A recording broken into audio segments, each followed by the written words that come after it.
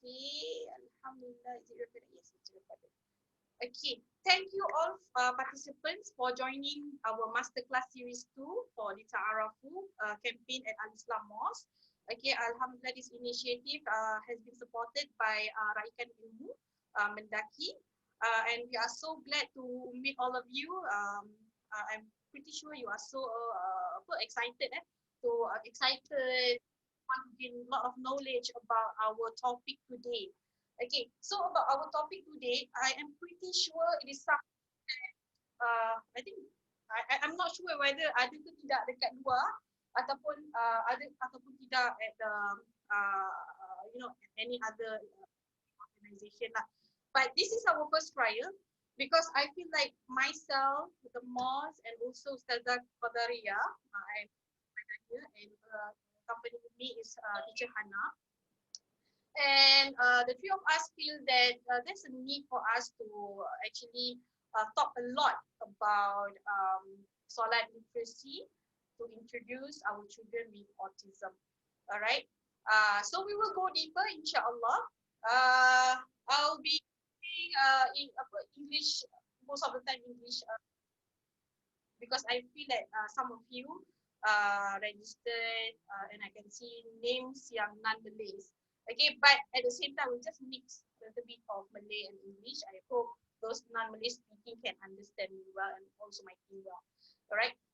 Alongside with me together, we have none other Zoom. I mean, like other than Zoom, kan, kita ada lagi chat platform ataupun the video platform at Google Meet, where our asatiza from Al-Islam Mosque, okay, also viewing this training ataupun workshop.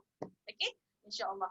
Alright, so before that, okay, I hope that everyone of you have read the pre-material that we have shared by email. Okay, and also you have watched the video graphic that I have recommended through email as well. Because I like to cover everything in our workshop is not enough. So it for those yang not sure what is autism and all that, can actually understand a little better about it. And most of the participants here are parents, okay, with children or child with autism. Okay, I know most of you know about the symptoms and everything like that, and how to tackle them when they are meltdown, when having meltdown, and what triggers them and all that. Okay, all right. Let me share you with my slide.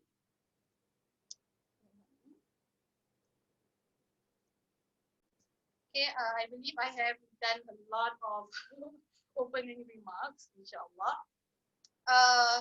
Okay, so the first thing that I want to share with you is that questions that most of the parents of children with autism and also among the asatiza themselves, right? Like, do they need to learn Solat because they have condition?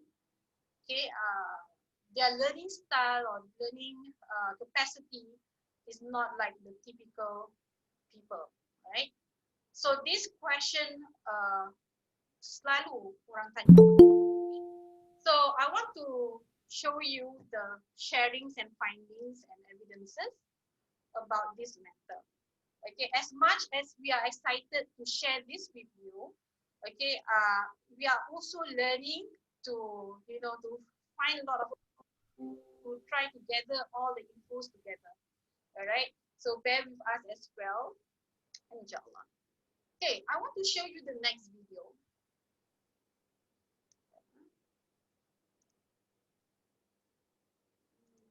Okay. All right. This the video that I'm going to show you. He is one of our madrasah students at Al-Islam Mosque, and he is diagnosed with autism, and he is a high function. All right. The mother is here. Hello, assalamualaikum, Kimberly. All right. The mom is with us today, and the mom is mu'allaf. Mu'allaf means embrace Islam, right? All right. So I am very, very touched by the mom's ethic, okay, in teaching and guiding towards the journey of shaping his identity. I am super proud of her, mashallah, alhamdulillah. Okay, so alhamdulillah, if you look around, okay, if you Google, if you try to YouTube, any videos in regards to azan, church azan or solat is really finding because not many parents want to share.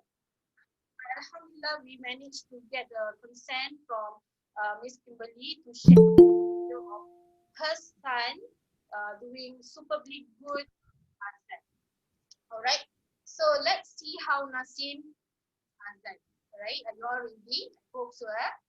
Okay, Bismillah. Okay, I just want to share. The first time I watched this, few seconds in I nangis because this is like I never a proper video of children with autism yang azan. All right. So I'm going to share this video with you. I hope the sound is all right. Okay. Bismillah.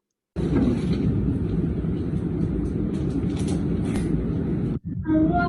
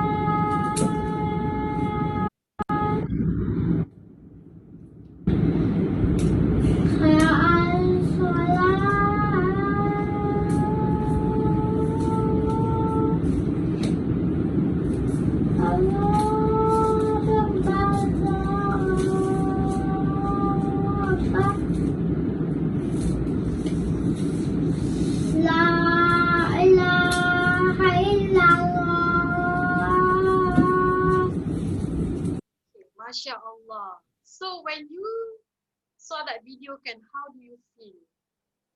This is the reflective moment, okay, for all the parents and asatiza, the educators here. Okay, how do you feel? You feel like macam, wow, this boy with autism can actually azan from the end. Masya Allah, right? Okay, so this is the sample or the proof that actually they can do it, right? Okay, the frequent question that I receive from Astatiza, whether we actually,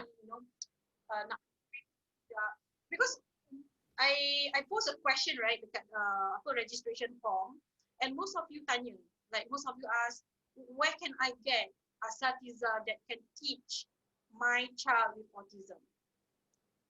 That is most of you, like 70% of the questions tanya macam gitu. Where can I find asatiza who can teach my child with autism? The real fact is it's super hard, right? Because this is the thing that we are trying to create the awareness among our asatiza juga. Because I ever asked few asatiza around, can you teach a child with autism at that area? Most reply that I received from asatiza, they are not ready yet. Okay, they are not ready yet. So perhaps maybe because of the fear, maybe because of we're not sure how the technique. I'm not sure. Okay, but if you ask me where can we find that asatiza, okay, kalau Allah tunjukkan jalan with the hidayah that all the asatiza will be trained for this, inshallah. But currently, the pool of asatiza who can or able to teach Islamic knowledge to children with autism is very minimal. It's really rare finding. Okay, and then the next most questions that the question that I received from parents, where can I enroll my children or child with autism dekat madrasah or the mosque madrasah? Another the same reply I will give is very super hard because of we have lack resources, we have lack of trained asatiza in this field. That's why it's really hard to cater the pool of children with autism in this. But with this video, Asatiza, my dearest Asatiza, insyaAllah, if we sama-sama belajar on how to deliver or how to ajar the kids with autism, insyaAllah, okay? MasyaAllah, we will raise them a very great Muslim dekat Singapore, okay? Or throughout the world, insyaAllah, okay? Alright, next. Okay. There are a few questions by the parents. Why Allah atau why Islam never regards children with special needs, okay, in our context of life. Bila pergi masjid, kenapa? Why people look down on people with disabilities? Okay, why? Alright, I just want to mention here that there are Quranic verses and hadith narration to say or to support the evidences to prove that actually Allah looks highly on children with special needs and also people with disabilities. Okay, so I'm going to give you the dalil, all right? Perhaps maybe because we may read the Quran or we may belajar from the hadith secara literally, go deeper.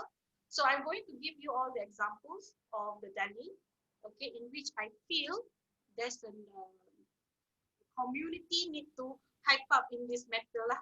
Alright. Okay, the first one. Okay, there's a collective identity. Okay, in Surah Al-Hujurat, verse 13. Okay, I parents, educators, the asatiza take note of the dalil. Okay, why? Because the giveaways adalah pasal dalil-dalil, insyaAllah. Alright. So the one is about collective identity here. When we mention about collective identity, meaning that we, in the Quran, it says about getting know each other or one another. Okay, as mentioned in Surah Al-Hujurat, verse 13. Okay, let me use my, right here. This word, li ta'arafu. Okay, the reason why we pick word ta'arafu, li ta'arafu for our campaign, okay, annual campaign to raise awareness and understanding towards children with disability and with special need as well, is because of this context or the ayat of Quranic context. Okay, indeed, we have created you from male and female and made you people and tribes that you may know one another. Allah, okay, didn't mention about how the condition of the male or the female. Okay, he put this as a general term, meaning that everyone with the condition, with special needs condition, with disabilities, we all must know one another. That's how we create the Muslim identity, by collectively understand one another. Okay, so that is the first verse supporting that why we should embrace and welcome these children with special needs. Right? The second one, okay, in Surah Al-Hashr, ayat 7, Okay, it mentioned about togetherness in a system of charity. Okay, we know about zakat, we know about sadaqah, all right? Okay, in this whole context of verse here, okay, it mentioned about distribution among the rich, okay, from among you, and then give the rest, okay, to the people. And Allah did it, and also Allah mentioned here about the orphans and the stranded traveler, okay. Okay. So when we talk about zakat, we know about the 8 asnaf or 8 asnaf, all right? And the first and the second is about fakir and miskin. And when we talk about fakir and miskin, we generally think about, oh, because they don't have money, or they don't have the enough money to, spend on themselves and everything like that. But we take it as literally like that, okay, fakir, miskin. But exactly in the system of charity, right, children with disability, with special needs, they are eligible to receive zakat. So they are inside that system, okay, inside an asnaf. All right. So that's the second supporting evidence in the Quran or Dalil saying that Islam tak neglect about the children with special needs. Right. The third ayah or Dalil is on dignity and diversity, child protection. Okay. Surah An-Nisa, verse 135. Okay, Allah constantly mentioned about equity or equality, and something about Allah consider about the rich and the poor.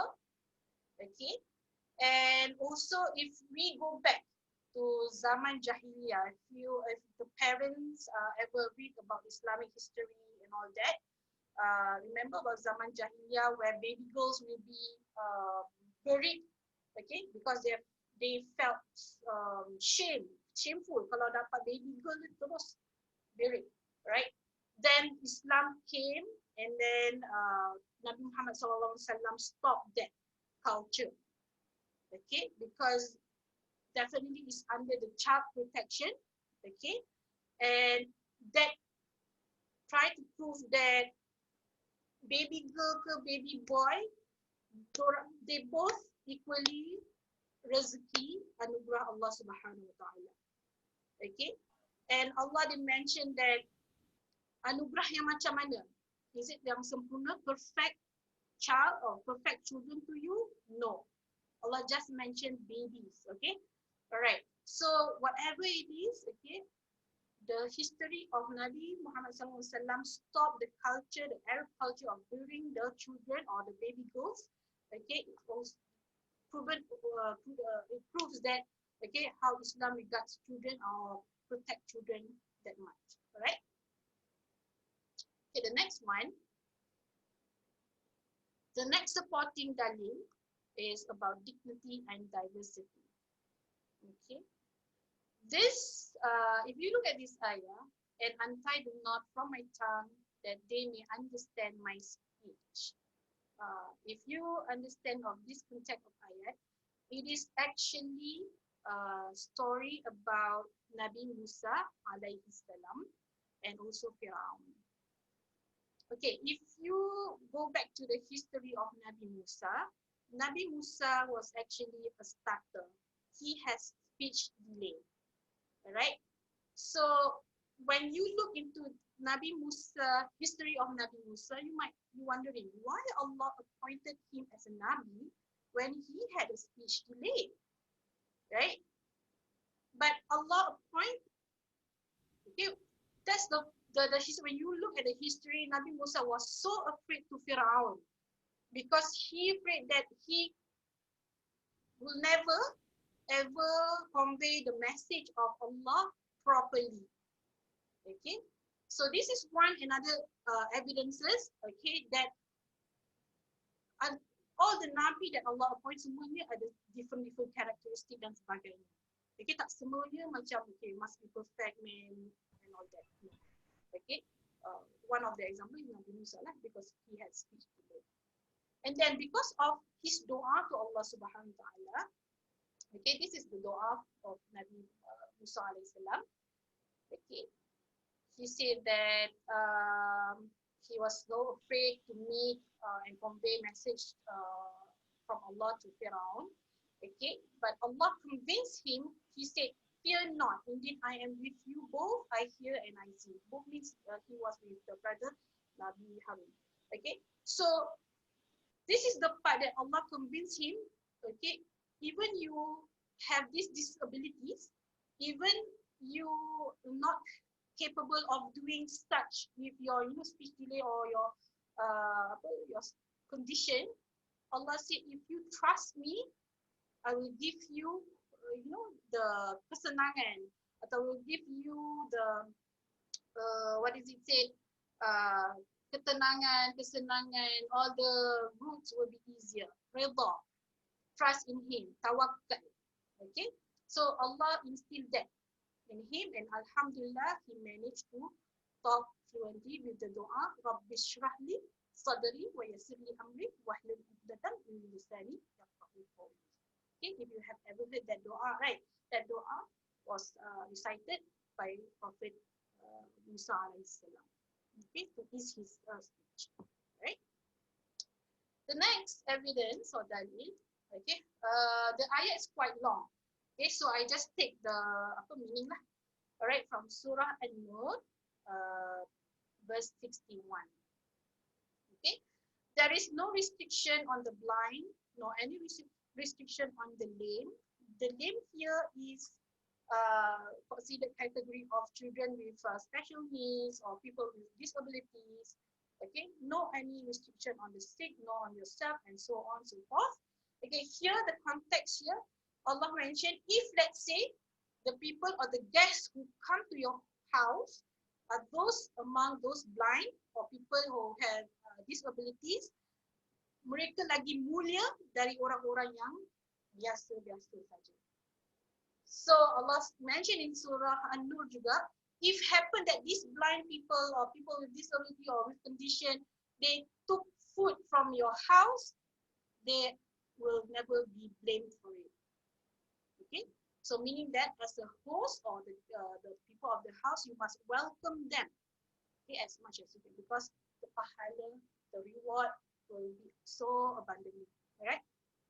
Okay, the next one. Okay, in terms of rituals, Surah Al-Muzammil, ayat 7. Okay, also Allah mentioned here. Okay, if you can stand or pray at night, 2/3 of the night.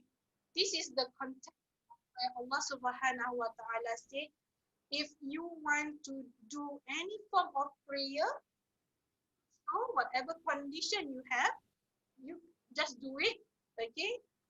But if you're not able to do, it's okay. Okay, Allah mentioned in this context. It's about ritual activities, right? And then the next one, this one is the best. Surah Al-Fatah, ayat 17. Most of the time, we receive people say that anak-anak autism ni anak syurga, right?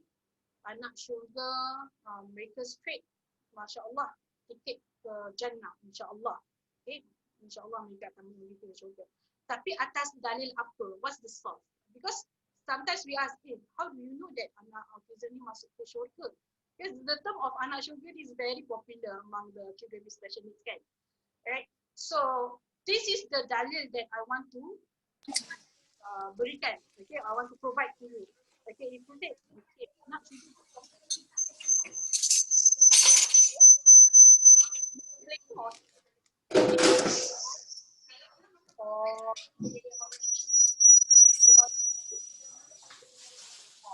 This is the context of the name here, is the context of children with special needs or people with disabilities. Okay. And he will admit him to garden beneath which river flow paradise. Okay, this is the part where the term of anak syurga is. Okay, but Allah mentioned, do not lose your identity as a Muslim here. Okay, don't blame them. They will be at the Jannah, but however, okay, do not go back ataupun denounced from being a Muslim. Okay, this is Surah Al-Fatah ayat 17. Very important surah. Okay, and then the last one on hadith. Okay, this hadith also popular. Alright, about the pen is lifted from three people: a sleeping person until he awakens, a child until he becomes an adult, and an insane person until he regains his senses. Right? So there will be time that solat, puasa, all those wajib things, okay, will be lifted for the people of these three categories. Okay, those are sleeping until he awakens, like for example orang yang koma, okay, atau pingsan yang lama, a child until he becomes an adult. There will be a like condition of a children with special needs yang dia punya mental capacity will forever like be like children, like global delay dan sebagainya. Alright, so that's a exemption. We call it as rukhsah here. Okay, and the last one is insane person until he regains his sanity, meaning that it talks about mental capacity here. Okay, kalau by literal, we say insane gila. No, okay. If you go deeper, it's something about the mental processing, semua dan segalanya. Alright. So of all the Quranic verses I have provided you, and also the hadith, you can see a lot of evidences, proof, dalil about embracing children with special needs and people with disabilities. There is a lot more in Quran. But however, in hadith is narration by Rasulullah SAW, there's only one. Okay, so far that I can find.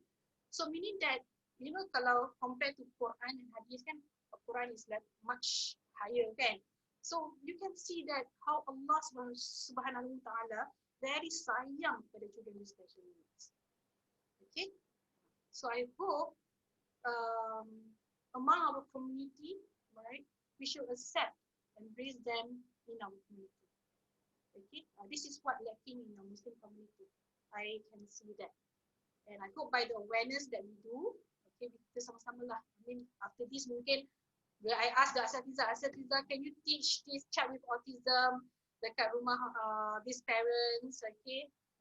Hope I can get a reply that inshallah Ustazah, I can, inshallah I want this child to be a good Muslim, just like we are, okay, in future, inshallah, right? Okay, the next one, okay, this is the popular question. Is Solat wajib or compulsory for people with autism? If the parents know about the Islamic rulings, and kita ada 5, wajib, haram, makruh, sunnah, and harus. Okay, so these questions always mingle in the parents' minds. Wajib tak orang kena solat tak? So this is our finding, okay, throughout our research. Okay.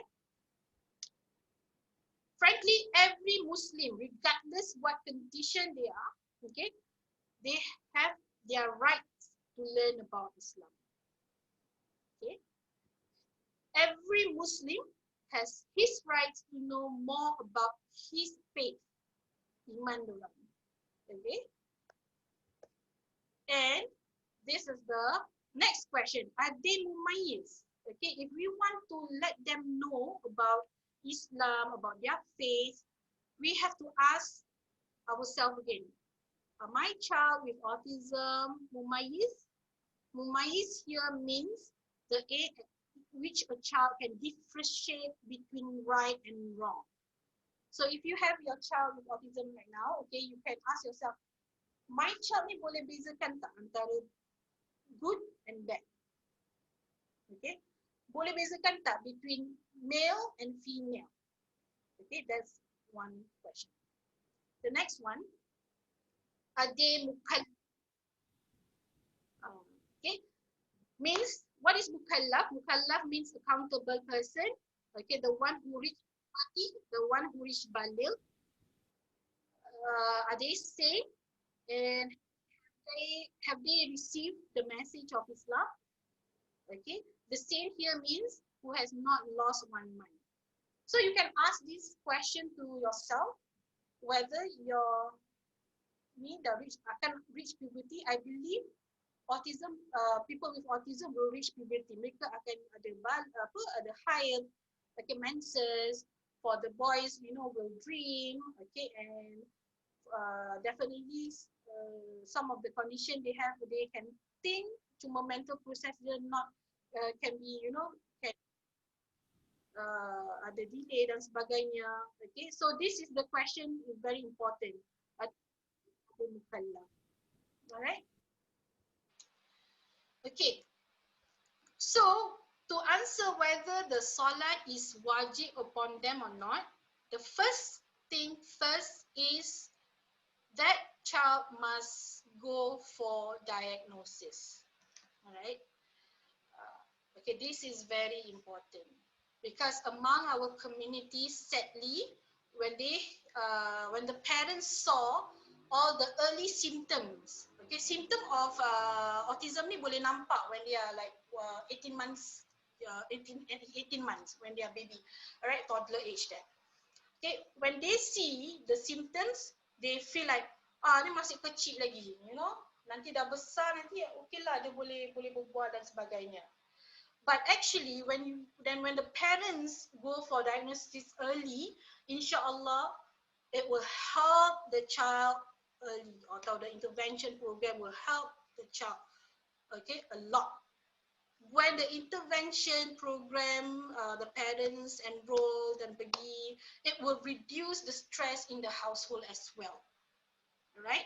So, to answer whether wajib or not, the first criteria is the diagnosis must be done by KKH or NUH or, yeah. Okay, itu satu. Okay, then the second one is receive report and recommendation from specialists or psychologists. Okay, after the diagnosis is done, right, if the child has autism or any other condition like ADHD dan sebagainya, alright, they will receive reports and what kind of intervention program that will they recommend, right? Okay, the third one, intervention program. So with these three, the Islamic rulings for the children with autism untuk solat will be under the category of mubah, means harus. Okay, after you ask yourself whether they are mumayyiz, if they yes, if they can differentiate things, mashallah, that's the first checklist. The second, are they mukallaf? Okay, that's the second one. Okay, if they manage to, do certain things like the high function autism, right? They can do a lot of things, sometimes beyond our capacity pun. Alright, like mathematics and all that. Okay, that's the second check. The third one, permanent condition. Definitely, children with autism will be permanently lifelong. Alright, and then if they learn solat and they do solat, they will receive pahala from their performance of solat, insyaAllah. Siapa tak nak kan anak dapat pahala? Betul tak? Okay, so kita masyaAllah. Alright. Then the second ruling, exempted.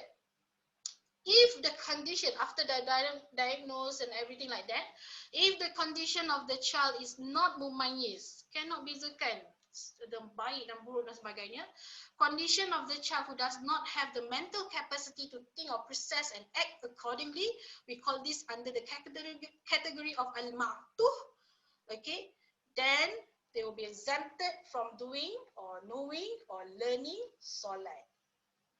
Okay, because it is mentioned in Surah Al-Baqarah, ayat 286, Allah doesn't burden any soul other than what is within its capacity. It will have what good it has gained. Okay, because we know the severity of children with autism kan, ada yang very hard, okay, to manage dan sebagainya. Okay, the rukhsah exemption. Okay, if you check here, hold on, let me check. Okay, there's no question. All right, I hope the evidences, the dalil that I provide you, and also the hukum, the rulings, okay, this will make you, Okay, now it's harus, means that I must make an effort to actually ajar my children with autism yang, have the checklist of this mubah to learn Solat, right?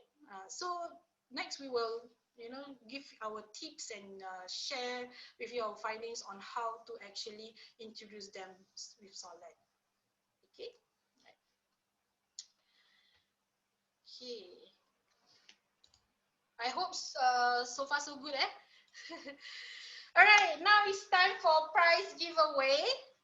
Alright, so we have, mashallah, we have a sponsor by Miss Misha Umaira Muhammad Nasiruddin.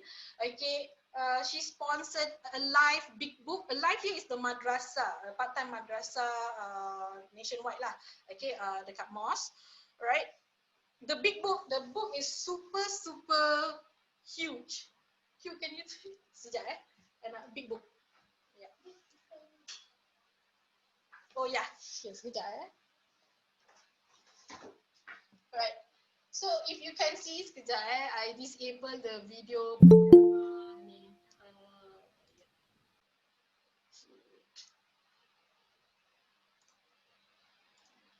Sorry my background semua all the fun thing ada kat mosque. Okay. So the big book is this size. So meaning that, okay, this is the wudu. Alright. Look at inside there, the graphic. Best kan? See? Alright. So this big book is very good. Okay, one of the resources that I would like to recommend you to use. Okay, whenever you teach your children, of course, children with autism as well. Alright. Okay. So the giveaway, we will post the link on the Zoom chat. Okay. Alright. Hold on. I'll post the link on the Zoom chat. Okay, Ustazah Qadaria will take note of those who participate in this giveaway question. Right? Oops, where is it? Okay.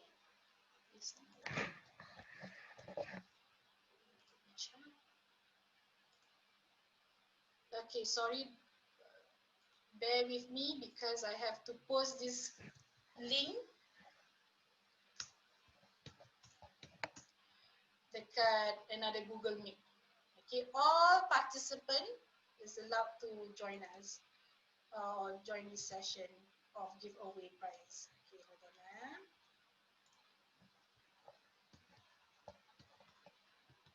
Okay, I will open the response. Okay, once everyone is ready, okay, to answer the question.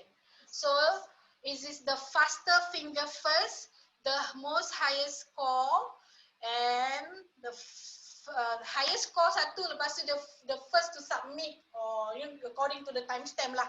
Okay, paling cepat. Alright. So I'm giving you 10 more seconds to copy paste the link or click the link and so on, and I will open the quiz number 1. Okay, 10, 9, 8. Okay, so the winner, there will be 2 winners. Okay, they will receive. Okay, nanti I show you what you will receive. What is it there? Okay, winners will receive, 2 winners will receive 1 Alive Big Book of Wudu and 1 set of flashcard Solat.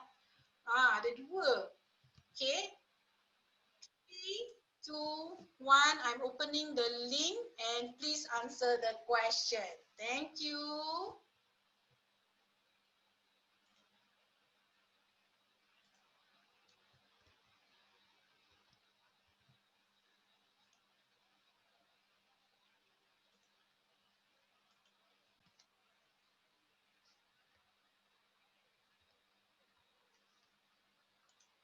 Okay, you have only like 5 minutes, and after that we'll be having like a short break, like a 2 minutes or 2 minutes break for a transition of the next section. مولاي صل وسلم دائما أبدا على حبيبك خير الخلق كلهم. مولاي صل وسلم دائما أبدا على حبيبك خير الخلق كلهم.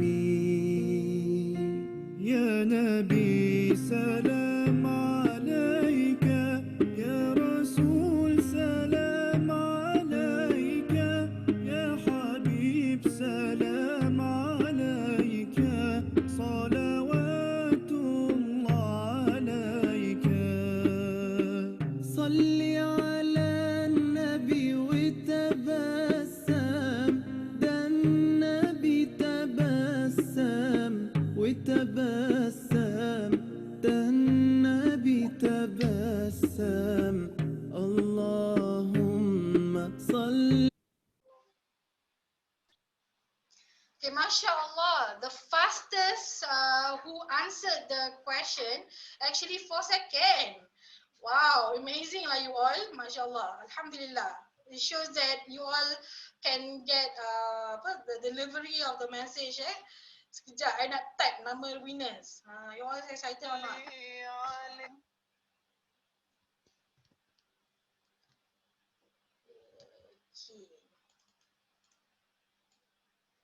Hugh, can you give me? Okay. Hidayah. Huh? Hidayah. Hidayah. Okay. Okay.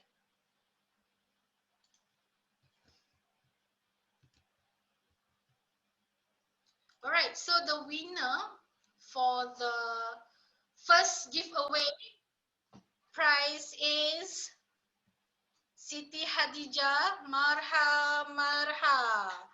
And second is Hidayah Marha Marha. And these two we will contact you after the workshop ends. Okay. All right, mashallah. Thank you so much for participating. Okay, this okay, kita ada lagi a lot of bundles to be won. Okay, so now we take a break, like maybe 2 or 3 minutes. Okay, go take a drink or go toilet, whatsoever. Okay, and we will be back soon. Okay, inshallah. Thank you.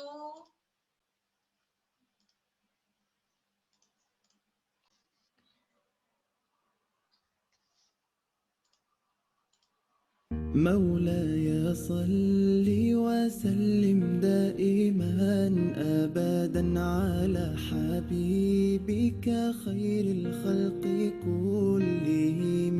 مولاي صل وسلم دائما أبدا على حبيبك خير الخلق كلهم. يا نبي سلام عليك، يا رسول سلام عليك، يا حبيب سلام عليك، صلوات الله عليك. صل على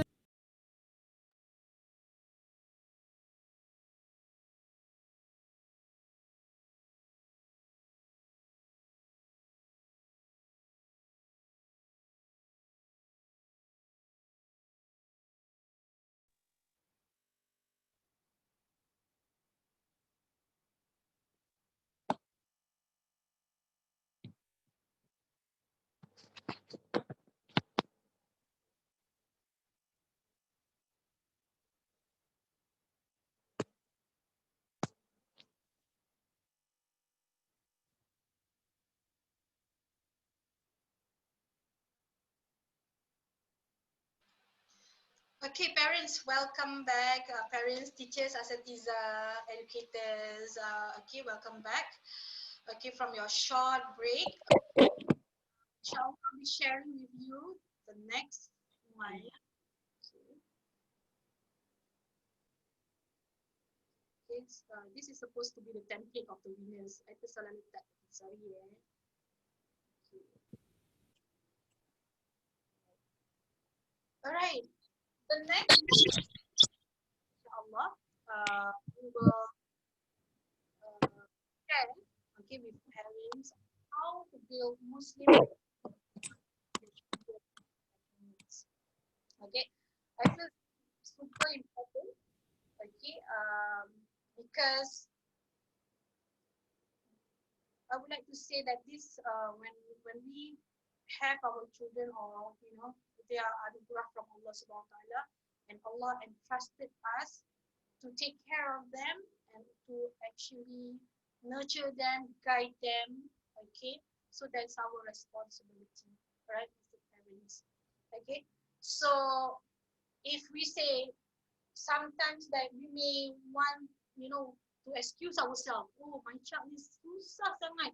Okay, because he or she got the condition, and I feel like I cannot take it.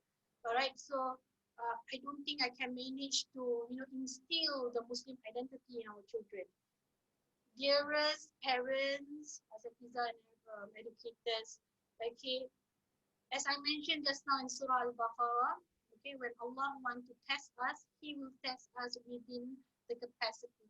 All right, He knows where we can go. All right, He will never test you beyond that. Okay. One of the questions parents always ask is, how can we cope with this? Okay, why Allah tests us so much with this? All right, dear parents, beloved parents. Okay, when we have our children, okay, I have my son super active as well. Sometimes really I myself rasa macam so tired, okay, and everything like that. I understand, I feel you, all right. But okay, whenever something happen, okay, during our parenting, okay, we keep on istighfar, we keep on increasing our sabar, okay, the patient and all that, okay, because remember in the Quran it say that Allah love those who are sabar, okay. Allah tests us with that because He loves us. He wants us to find ways on how we tackle things, on how we overcome challenges. Okay, so this is the next one. Okay, I'm going to share with all the parents on how we build Muslim identity in our children. All right, but before that, I just want to know, okay, from the floor, from the parents, asatiza, and all that, at what age of the child should parents start introducing Islam, and why did you say so? All right, so I'm going to give you a link. All right,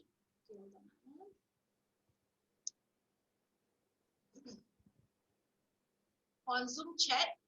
Okay, I'll post the link on Zoom chat sekejap lagi. Or for those who don't want the link, you can just go to menti.com and key in the insert code there.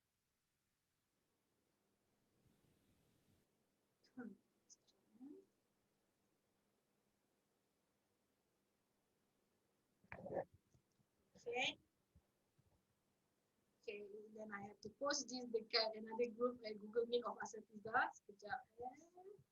Is the Google Meet? Oops.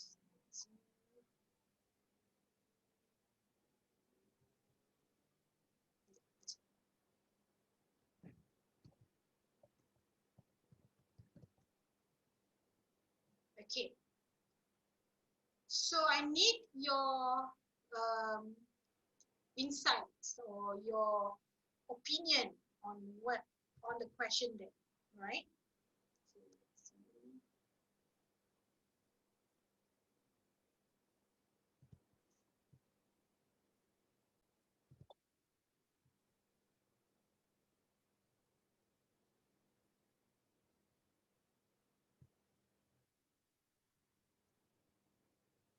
Okay, let's have a reflective moment for maybe 2 minutes or so. Okay.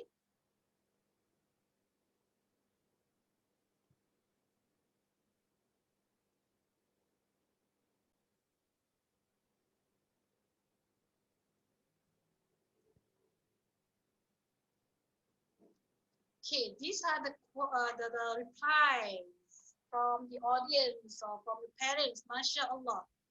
Okay, some say preschool age, some say since conceived, 3 years old. Some says early madrasa education. I can see some says mm, this is one how to introduce Islam. Okay, this one. Okay. Interesting finding. I believe that you can look at your own screen, can look all those replies. Some say 3 to 5 years old. And how do we introduce Islam to them? Is by modeling, reading, practicing together. MashaAllah, very good. Thank you. Provide healthy environment to see my kids. Okay, and then let them see we Solat 5 times a day. MashaAllah, very good reply. Oh, by making my son listen to the Azan and answer his question if he has one. Very good, MashaAllah. And there is also by doing it since they were born. Like Azan to them when they were born, mengaji repeatedly. At the age of 2 years old, introduce Islam. Okay, MashaAllah, very good reply. Okay, thank you so much for your inputs. Okay, Alhamdulillah, I'm glad everyone participate, most of you participate in this. All right, now back to the slide.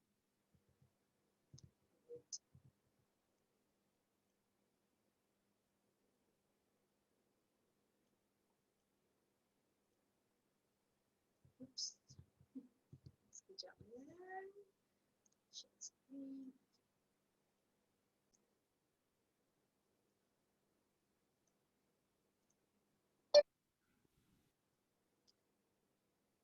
Okay, so dearest parents, special needs parenting is expensive and scary. Okay, the journey is not easy. Okay, most of you, I feel you. All right, the journey is not easy. It's very hectic. In Singapore lifestyle, and both of the parents need to work. Okay, sometimes parenting. Okay, with children with special needs, it's really tiring. I understand and I feel you. Here's something unexpected. It was also beautiful and humbling, and when undertaken with trust in Allah and faith in His decision, you will feel blessed. And I would like to take example of Miss Kimberly that I've mentioned before, right? She, I remember she was a volunteer, a very active volunteer here in Islam Mosque. I remember seeing Nasim when he was a baby, all right?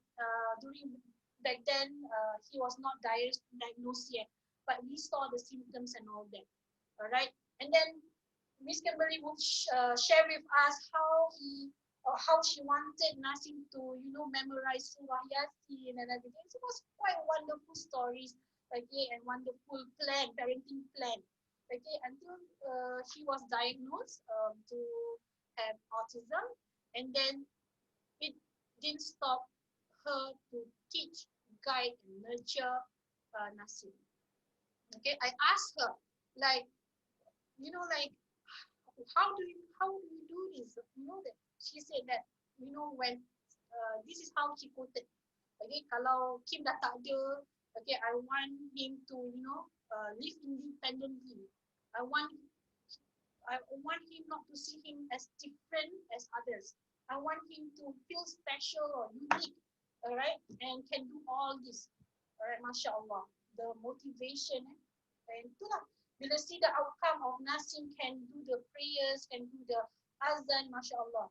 You feel blessed. Okay, Nasim super blessed to have such motivating parents and mother. Okay, thank you, Miss Kimberly. All right, the next one. Slide. Okay, so when we talk about Muslim identity, right, definitely we are going to talk about the 6 articles of the Islamic faith. This is the basic, the foundation that every Muslim needs, right? Believe in Allah, believe in Malaika, believe in the books, Quran, okay, the Bible, Torah, the Psalm, okay, and then believe in messengers, believe in the Day of Judgment, Hari Kiamat, believe in Qada and Qada, okay. But how do we actually introduce this all this? This is super abstract. Okay. I believe that most of you agree with me. This is super abstract because definitely, if we want to introduce Allah to our children with autism, they cannot see Allah. They will ask, hey, I cannot see Allah because most of them are visual. They need to see as a proof, right? Not just Allah subhanahu wa ta'ala. How about the malaika? How are we going to introduce them the hari kiamah? Okay, there's a very big question here. How do we actually tell them all these abstract beliefs? Okay, the second part is Alhamdulillah, most of you, mashallah, knows these 5 pillars of Islam. Okay, and we know that this is the practices of every Muslim need to be done and need to do.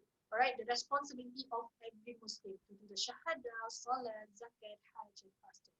All right, so how are we going to incorporate these practices in our to our children with autism? Okay, so the big question here: where do I start as a parent? Where do I start? So I always tell all parents, okay, regardless condition of the children, okay, madrasah always starts at home, okay. Your household environment play parts, okay. Al-Islam Mosque, okay, our madrasah student, be it weekend or weekdays, we have roughly around estimated 1.6K students, okay, and we have a lot of waiting lists trying to join us, all right. But we always tell the parents madrasah always starts at home, okay. The practices, the belief system is at home, okay. So I'm going to share with you 10 Muslim parenting styles, okay, that we shall adopt in our household, okay, in our house environment, inshallah, right? The first one is role modeling, okay. So if we want our children to pray, we have to pray juga, okay. Even during the madrasah period, right, when we teach the children how to pray and all that, the cheeky, cute, little tiny children, okay, especially the 5, 6 years old, will come to the teachers or the ustazah or ustaz, but I never see my parents pray at home. How am I going to practice? Alamak. Okay, these little, they're very super honest, okay, so they will say that, oh, I never see my daddy's read Quran. I never see my mom or read ada alif bata. Okay, so this is the things that I would like to emphasize to parents: be the role model, okay, to our children. If you're not sure how to recite Quran, alif bata, go through together. Okay, some of the parents say, oh, I never know about Islam, that's why I send my children to madrasah so they will actually learn. It's supposed to be the other way around, not the children learn first, then parents know. Okay, it's supposed to be us, the parents, learn about Islam first. All right. So I would like to encourage the parents to actually hypen up ataupun macam if you're not sure how to recite Quran and everything, learn together with your children. It's okay. Alif bata, start with the hijaiyah letters or the Arabic letters. Start from the basic pun tak apa, together with them.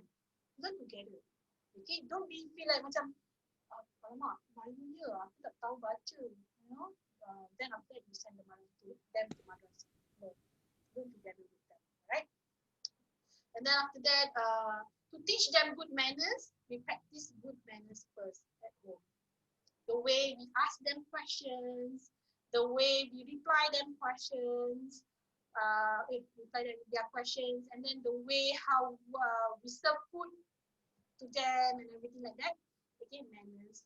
Okay, how the manners at the home. Okay. The second part, okay, especially for our children. Just now I said about the belief system, very abstract, right? So this is the part I would like to encourage parents to teach them the beauty of Allah's creation. At one point, they will ask, how there is a sun? Who managed the sun? Who managed the moon? Who managed the stars? Okay, so this is the part where I encourage parents to buy books or Islamic books related to this. Like, for example, like Allah make them Quran stories, and I would like to show you example.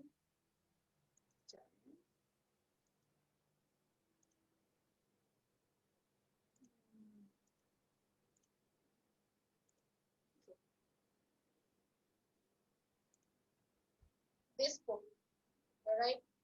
I bought this. This is under Ummi publication. Okay.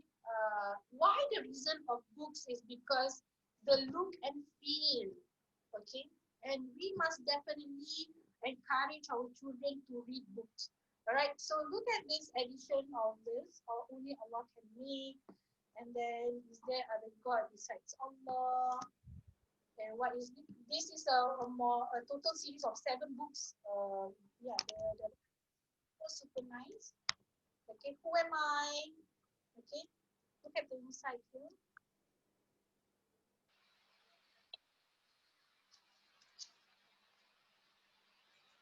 See, who am I? I am a meteor. I am a falling rock. Allah has made me. Super good. And then look at me. Okay. So this book, okay, can be a topic for you to discuss with your children. Okay, on Allah's creation. Okay, so you can find actually at the end of the session we will give you the where to find this book. All right. And other than that, you can actually apps a lot of YouTube videos and all that. Okay. Okay, kita sambung balik sini. Alright. Tell them about our bodies, the function, the smell, the nose, and everything. Allah made that. Okay, tell them about the earth, tell them about the animal, plants, insects, and everything. Okay, that will spark the curiosity of them wanting to know what else Allah can do. Alright, so you are the storyteller. Spend times with your children and tell them all those things of Allah's creation. From there, they can actually, start to believe, oh, Allah, we have someone is superior. That's Allah subhanahu wa ta'ala. Okay. The next one, the second Muslim parenting style, the third one, of the Muslim parenting style is to integrate Islam into life. Okay, I'm giving you an example. For example, the first one, please dua for mommy and daddy. May Allah give us great health so we can go to work and earn money for us to buy new things for you and your siblings. Okay, always, when we talk, always mention about Allah, mention about Rasulullah SAW. Okay, and the second example, like, please play and share your toys. Okay, if you look at the picture, right, together, remember, making someone else happy is sadaqah too. Smile is charity. Okay, include that Islamic element in your conversation with them. All right.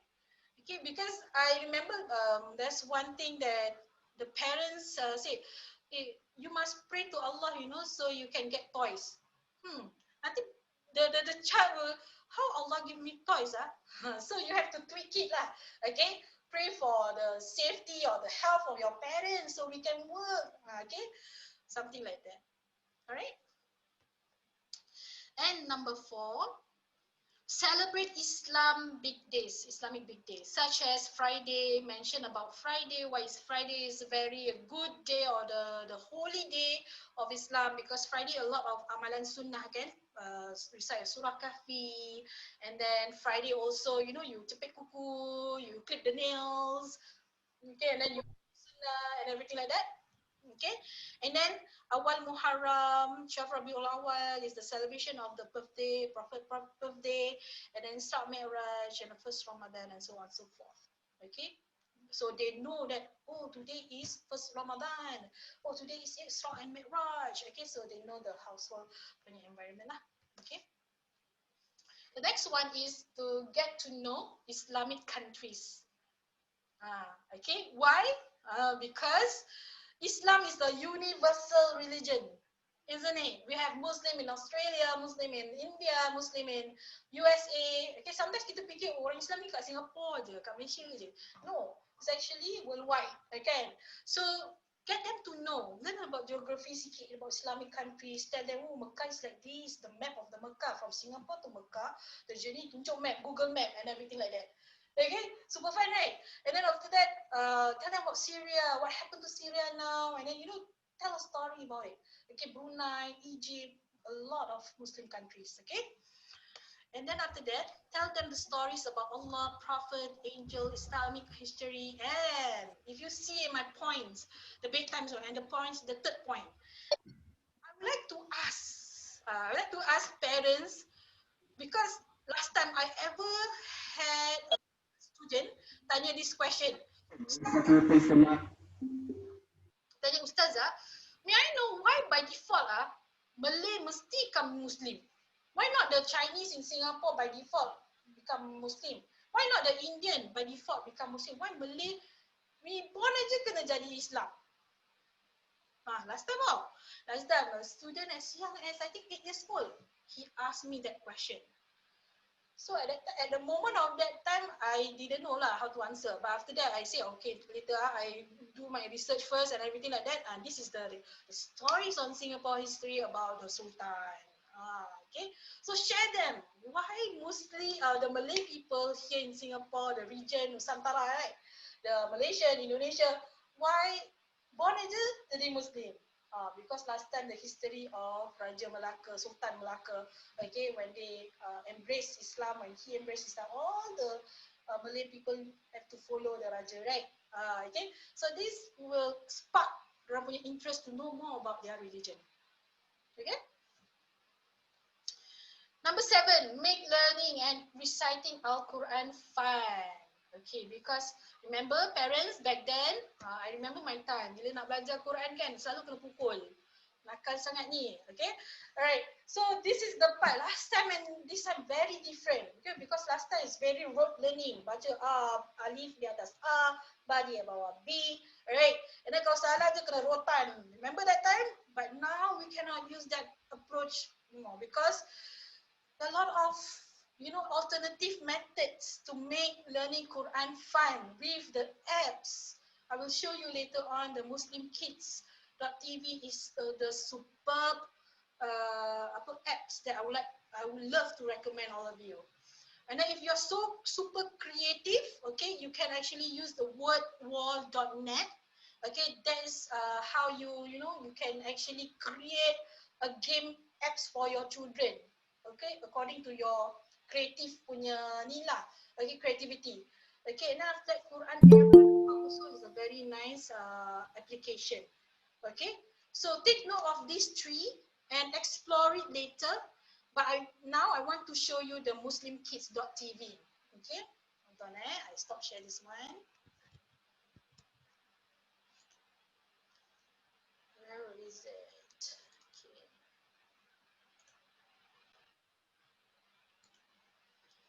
So this is the apps of muslimkids.tv. Okay, there's a lot of tab here, the games. Okay, if you go to the game site, okay, sometimes we know that our children love the games and all that because this site is super, bukan nak promote lah, tapi it's very very good. Okay, it's under one roof, so you know the activity of your children. Okay, when they're using the tab or tablet. Okay, and then after that there's a Quran here. Okay, this is the part yang I super love. Okay, which there is a Fatihah and then a surah, any surah lah boleh pergi, and then after that there's a recording function. You can actually record. This one I record my voice semalam. Why is it very important? Sometimes I tell parents, why do you need to let your children listen to Surah Al-Fatihah kat YouTube when you yourself can recite Surah Al-Fatihah? Alright? Why I say this? Because sometimes when you imagine mommy or daddy record surah Al-Fatihah, your bacaan. Bismillahirrahmanirrahim. Alhamdulillahirabbil And then after you record that, you let your children listen before their bedtime and all that. You know how, mashallah, the blessing there, mashallah. Okay, inshallah, they can relate closely to you because they listen to the parents, the mommy, daddy's voice can. And they listen to the surah bacaan and it will connect them. Okay, I'm giving you these tips. Okay, so whatever this surah bacaan Fatihah ke ataupun azan ke, record your suara and let them listen. Okay, and then okay, stop this one. We continue with just now. Okay, okay. The next one, sing Islamic kick songs a lot. Okay, kat YouTube too, you can find Yusuf Islam, Umar and Hannah, Zaki. These are the popular, prominent cartoon figures, Muslim cartoon figures dekat YouTube. Okay, if you're not sure, you can take note of this and nanti you can search, YouTube search. Inshallah, a lot of. One of it is this, like loving Allah, His Prophet, and the song is quite catchy and quite cute. Alright, inshallah. And then number 9, this is a very important part. Say doa in everything we do. Okay, doa before and after eating. I realize that most parents will introduce doa before and after eating at early stage. Then after that forgot already. Okay, during the teenage years dah tak baca dah doa. Okay, why? Because of the consistency dia tak ada kat situ. Okay, sometimes the parents feel like, malulah, dah diorang dah besar, buat apa nak baca doa makan? Okay, okay, no. We should actually say our doa together, okay, with them. Doa before belajar, doa before, taking exams. Doa for parents is super important. Ajar diorang how to doa for you. Rabbighfirli wa liwalidayya warhamhuma kama rabbayani saghira. Okay, always teach them this most important doa for parents. Okay, okay, so that's number 9. And lastly, okay, parenting style, okay, for Muslim parenting, alright, salawat. Okay, keep saying zikir and salawat throughout the days. Okay, whatever we do, kalau tak ada benda nak buat, we salawat, we zikir. Because why? If you learn about salawat is actually psychotherapy for psychotherapy in Islam. Okay, because with salawat it will give us ketenangan, it will give us the tranquility and everything like that. Okay, so remind your children about this. Always salawat to Rasulullah sallallahu alaihi wasallam. Always say Alhamdulillah, thank you Allah. Always praise, if they want to pray something, say Subhanallah. And then MashaAllah, Astaghfirullah, Allahu Akbar, InsyaAllah. If you promise your children to go somewhere, right, you say InsyaAllah, okay. So this kind of word must be selalu, dekat your mouth, kat your tongue, your, the verbal processes. Because why? When you adopt this in your household, inshallah, throughout the years or throughout his or her life, they will say this sampai bila-bila, and it will, actually sampai ke anak cucu. Okay, inshallah. Okay, alright. So there's a lot of lagu, zikir, amalan, and yes, when we have our children with autism, when they having a trigger or they have a meltdown, salawat is the best one to make them feel calm, okay, calmer. Alright, so you can actually pick any of the salawat, okay, that sesuai, suitable for them to be calm. Alright, inshallah. Okay, so far so good. We are about to have our next break. Inshallah, the next break will be this. Prize giveaway. Are you all ready? Okay. This time, the prize to be won is the Alive Big Book Solat. Sekejap, saya nak tunjukkan.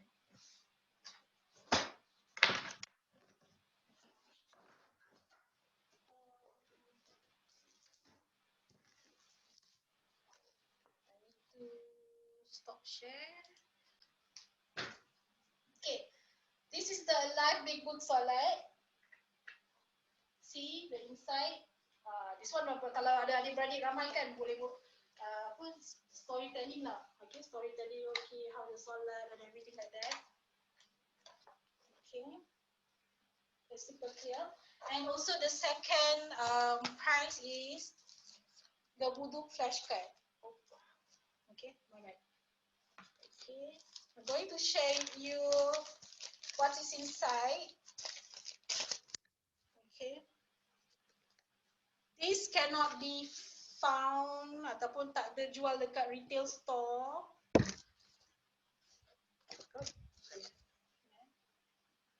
Okay, this is very the graphic is super clear. Okay, just now I say kan tak apa susah nak dapat ataupun memang kau tak boleh dapat pun dekat mana-mana bookstore, Islamic bookstore here in Singapore, because it is a product from Masjid Al-Mawaddah. Okay, so that's the prize giveaway and only one winner for that. Okay, alright, so I'm going to post the link very soon at the Zoom chat and also Google Meet chat.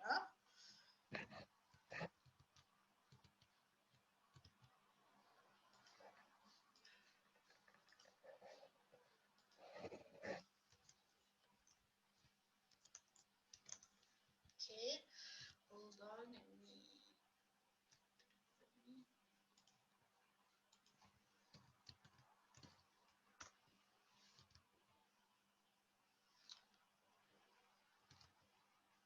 Okay, the form is not open yet. Okay, I'm giving you like 10 seconds to go to the link.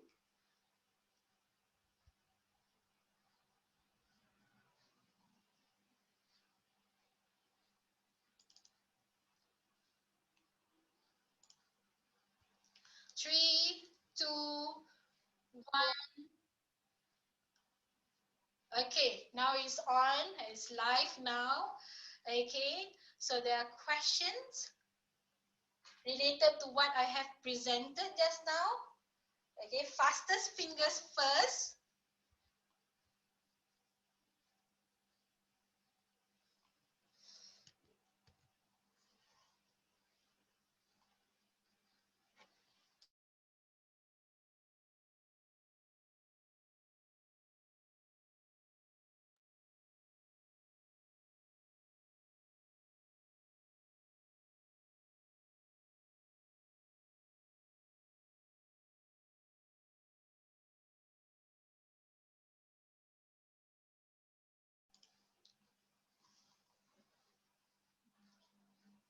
Okay, prizes to be won is the Alive Big Book Solat and also the flashcard of Wudu. Okay, so Qadaria is looking at the responses. I'm giving you like maybe 1 minute or so. مولاي صل وسلم دائما أبدا على حبيبك خير الخلق كلهم مولاي صل وسلم دائما أبدا على حبيبك خير الخلق كلهم يا نبي سلام عليك يا رسول سلام عليك يا حبيب سلام عليك صلوات الله عليك صل على النبي وتبسم ده النبي تبسم وتبسم ده النبي تبسم اللهم صل عليه قلب المتيم Hold on,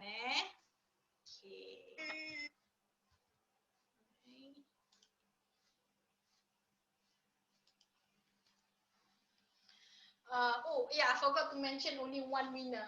Kejap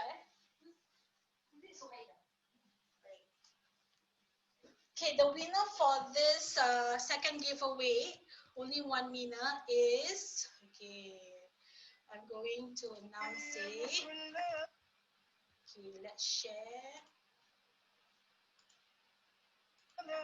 Congratulations, Marha to Miss Suhaida for winning the Big Book Solat and also the flashcard of Wudu. Okay, we will contact you after the workshop ends. Okay, inshallah. Marha. Okay, now we are going to take a break, like slightly like 3 minutes. We will come back around 11:30, and teacher Hannah will deliver her second topic, which is let's talk about autism. All right. Okay, take a break, everyone. Thank you.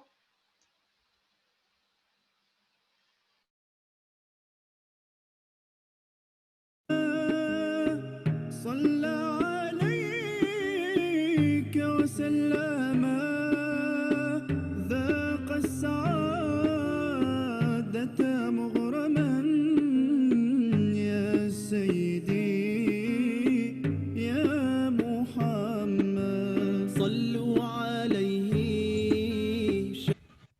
شافع الأمة بذكر الرسول تشحذ الهمة يا ربي بجاه النبي أزح الغمة يا ربي بجاه النبي أزح الغمة قمرون قمرون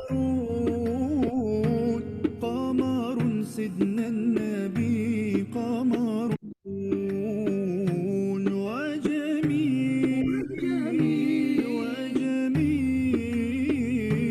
وجميل سيدنا النبي وجميل محمد نبينا بنور هدينا من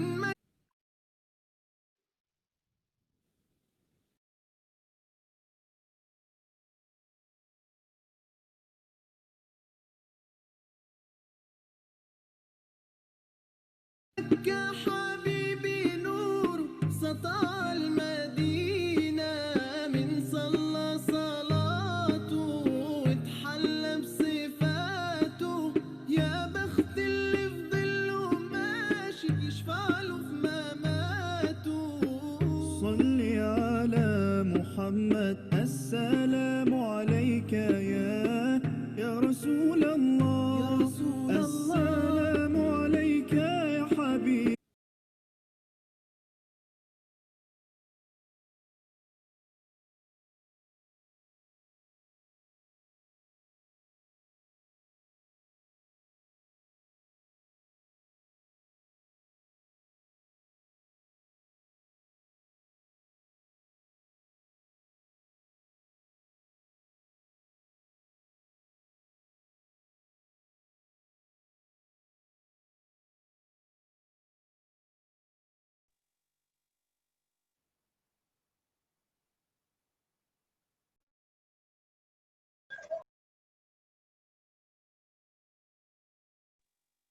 Okay, Bismillah. Teacher Hannah, take it away from me. Okay, thank you so much. All right. Assalamualaikum warahmatullahi wabarakatuh. Hi, I am Miss Hannah. I understand Ustazah Zubaida mentioned that we will be starting at 11:30.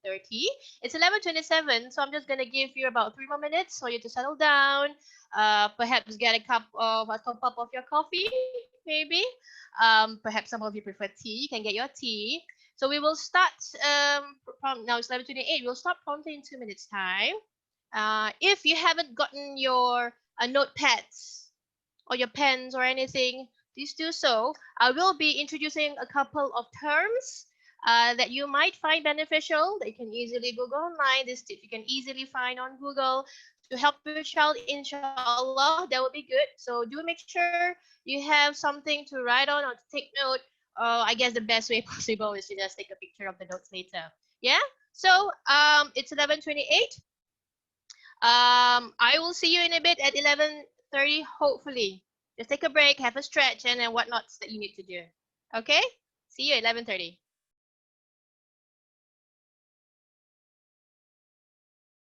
If it's possible, Ustazah, can we have background music till 11:29, please? Thank you. Okay, boleh, boleh.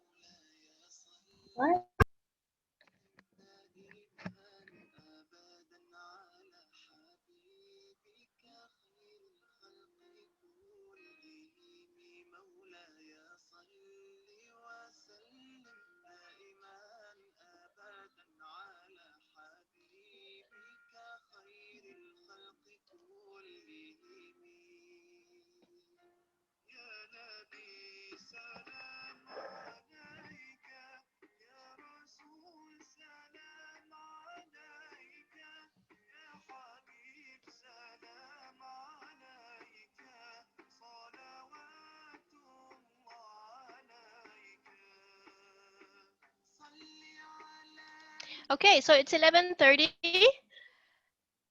Once again, Assalamualaikum. Hi, everyone. My name is Miss Hana. Firstly, I would like to thank Ustazah Zubaida and Ustazah Qadoria for inviting me to be part of this wonderful session. It's a sharing session of the topic that I'm passionate about. I am an educational therapist. I have been in the industry since 2009, and I have been helping students with learning differences, mostly dyslexia, and they have comorbidities as well. So sometimes the students have dyslexia and ADHD, autism, GDD, and OD, and a couple more of neurodiverse conditions. We are going to be sharing, or at least I am going to be sharing, some tips and terms that parents may look out for when introducing anything, a concept. So specifically for today, perhaps will be how then to introduce Solat to my child who has ASD. All right.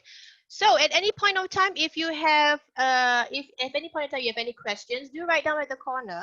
I believe we will have Q&A session towards the end. So feel free to ask and ask any questions towards the end. We will try our best, the three of us, inshallah, to answer any of those questions that you have towards the end. Yeah. Okay. So let's begin with my slides. I am going to share my slides. Okay. Let's see. Bismillah. Okay. So I'm going to start off with this term, neurodiverse versus neurotypical. So let's just go back to where I was introducing myself. I'm basically a teacher who helps neurodiverse students. So neurodiverse students are basically students who, if I could put it in words, don't learn normally. You know, I put it there because I don't really like to use the word normal.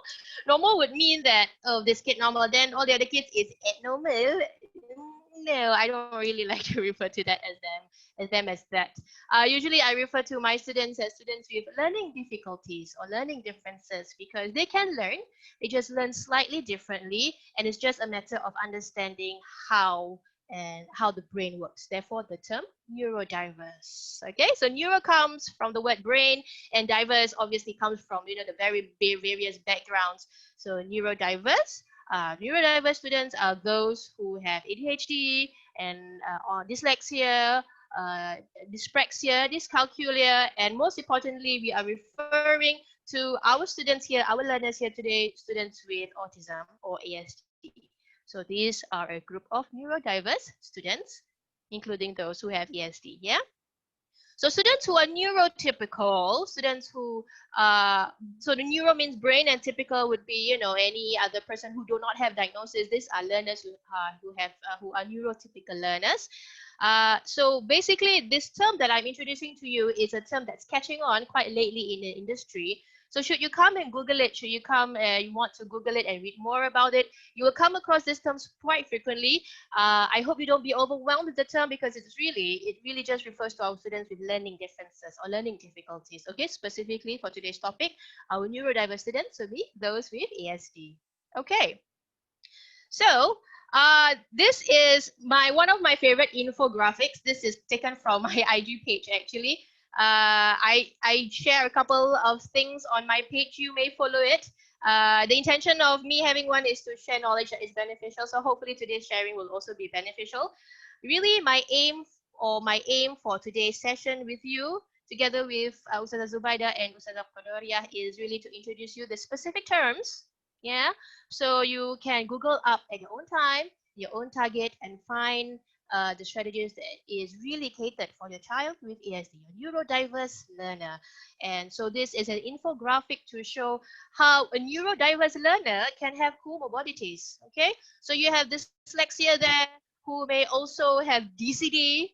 That's the that is developmental coordination disorder, for another word is dyslexia. There's a movement disorder, always hitting things, always banging into things, cannot, the left and right's a bit off. I'm sure a couple of you are very meticulous already. They're like, Miss Hannah, they don't have anything on autism here. They don't have ASD here. They do actually. It's actually called ASC. If you can see there right here, yeah, it's autism spectrum condition. Some other association refer to them as ASC, but it's normally known as ASD, autism spectrum disorder. So ASD, it is part of the neurodiversity, shows the diverse learners, and they not only just have autism, they may have comorbidities.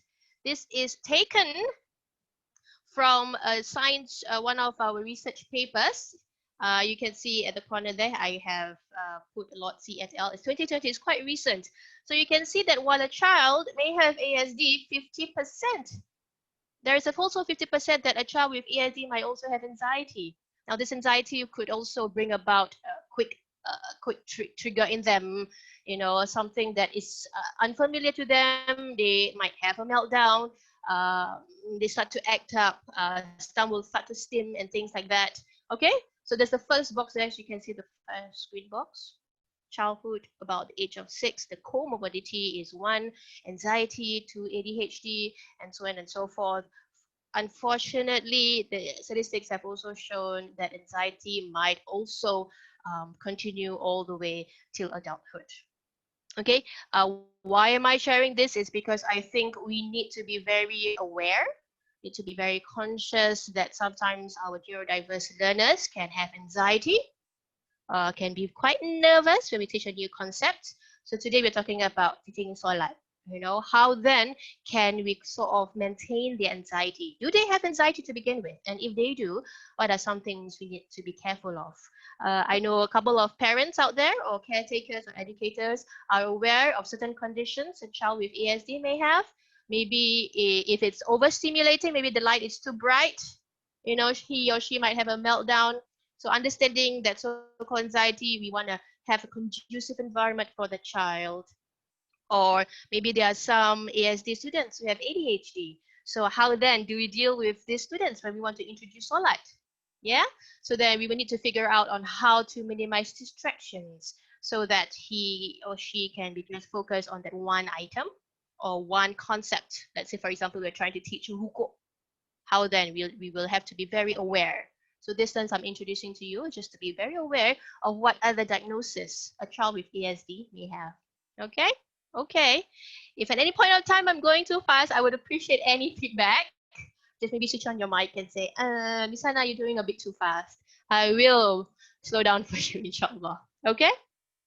Okay. And so if we are good, let's move on to my next slide. Okay. I am going to talk about case studies now. We have talked about how our students with ASD, our students with autism, are referred to as neurodiverse students. Yeah, and even in the ASD itself, I think everybody here is aware that ASD, autism spectrum, the word spectrum means that they are not just one specific condition. Even they are on a spectrum, They can be on many different spectrum. Yeah, could be on the lower spectrum of the ASD, could be on the higher spectrum of ASD. And so, what are the symptoms? Right. So I'm going to go through the case studies to identify the symptoms. Okay, and understand the theory behind it. So when we understand the theory behind it, then we can look into the strategies that to support the theories behind it. Okay, so once again, I'm going to go through case studies to understand the symptoms, therefore the theory to support it, so that we can find out the strategies to support this particular theory. Are you ready? Ready. And here we go. Okay, let's slowly read through this. I am my thing. Oh, it's blocked. Let me try to remove my box. Okay, now I can read for you. Case study 1, we'll talk about this student named Malik. Of course, all these are just characters. They may may not be true or real people, but it's just based on a true story. Macam, you know, those movies based on a true story. So it's not a real student, but it's based on a true story. Okay, let's take a look at this case study for Malik. I find myself looking at the clock in front of me, a bit nervous because we were running late and it was time to leave. Malik does not read my signals. He doesn't follow my gaze up to the clock. He looks just past my head at the kitchen cupboard. So let's imagine there is a kitchen cupboard at the back there. Malik, we have 2 minutes before we have to go. Now Malik is confused because he cannot see a clock. He cannot figure out why I keep talking about time. My vision and his vision are not separate in his mind. If he sees it, then I must be seeing it. There is no clock, so there is no reason to be talking about time. Oh, a couple of the educators and caretakers and parents out there. Yes, they seem to have a difficult time in understanding my emotion. They seem to have some difficulty in reading what's happening or understanding that I'm feeling as such. So the theory behind this is theory of mind. So this is a visual to help you have a better understanding. Also to cater for all types of learners out there. Some like text, some like pictures. So hopefully it supports the visual learners out there. Okay, so the theory or the case study that I've just presented is understanding the theory of mind. Yeah. So then, for example, when you call, on the phone, obviously you can see this from here, and then the child say playing with this. So the child from here you can see that the child theory of mind is underdeveloped or not yet developed. Okay, research have shown that between 3 to 8, this is when the age of when they are still trying to develop their theory of mind. So students or learners with ASD, they also have a lack of theory of mind. The theory of mind is a bit underdeveloped. So it may be difficult to get them to understand what we're thinking. So what is theory of mind? Theory of mind is basically the ability to understand that other people have thoughts, other people have beliefs, other people have feelings, other people have opinions. So the lack of a theory of mind would mean that the child is, in the lack of better words, thinks that the world revolves around him. So if I have a lack of theory of mind and I think the pen is rectangle, the pen is rectangle and therefore the pen is rectangle, and then some other people will say, oh no, this is my opinion. My opinion is that the pen is in fact not rectangle. It is cylindrical and you can remove it. And if I have a lack of theory of mind, I will go, no, I am. This is it. Try to look what I'm saying. This is it. Okay. So that's theory of mind. And this is one of the theories to understand our students with ASD. So then let's go down to the question, how is this related to Solat? Now this is a very interesting thing, because if she only sees what she sees and don't understand us, so if let's say we are going to teach about Shahada, Ashhadu an la ilaha illallah wa ashhadu anna Muhammadar Rasulullah. Towards the end, where you have to sit down and point your fingers out. This is right. This is my right. I'm not sure how it's producing on your side. So this is using my right hand. And if we are not careful, and if we don't really understand their theory of mind, which is lack of development, if I go sideways, then the child will do mirror image, and then they will use their left hand because of their lack of theory of mind. I see what I see. I see what I see, and I'll do what I see. And so there's a problem there, when we want to teach Solat, because, if we have a lack of understanding about their theory of mind, then like, listen to me, this is my right side, blah, blah, blah, blah, blah, and then tension rises up because we don't understand the need to build their theory of mind. Okay? So what is the good thing is, on the bright side, you can easily Google many different strategies to develop their theory of mind. Many strategies out there on Google. So I hope that I have introduced, because basically there are three theories. This is one of the three theories that I am introducing to you. So you can Google this theory of mind strategies and maybe find one that suits you best. There are hands-on activities that you can try out with your neurodiverse learner. There is also books, and we got to be careful with books when teaching students with ASD, because we cannot have books that uses metaphors and flowery language for the lack of definition. The books that we need to introduce to our students with ASD, I think you are already aware, have to use concrete language. For the Malay speaking out there, you cannot read the books like, di dalam hati ada taman and all that. They would really think that dalam hati ada taman. In the garden got the heart. That's why he very soft. A student with ASD might really think that way. The heart really got garden. So we need to be careful when choosing books. It has to use concrete languages. It has to use explicit, direct, and concrete language. So don't take those poetic. Try to stay away from the poems and things like that, because they need concrete language. Okay. So books can also help develop their theory of mind, and a couple of hands-on activities. A lot of them in this digital age. You can just use the term that I've introduced to you. I hope, inshallah, you found it beneficial, and you can Google it very easily. Okay. So that's theory of mind. Case study number 1 just now. All right, now let's go to case study number 2. We're talking about Lutfi. Lutfi in the classroom. Okay, so I will read this to you. Lutfi is the first to arrive to the classroom, and I smile and greet him. I start by asking his day, but he is looking around and is clearly not comfortable with something. Uh-oh. His hands start to flap, and he begins to twirl his head back and forth. I thought I had done something wrong. Maybe spoke too soon, before he was ready. But that was not the problem. Lutfi had noticed that the tables had been moved into new positions, the chairs are not at their usual spot, and there are new materials in the classroom. So what's the issue here? Also, another symptom of a child with ASD, they are very detail oriented. So what they do is they see details first and then big ideas.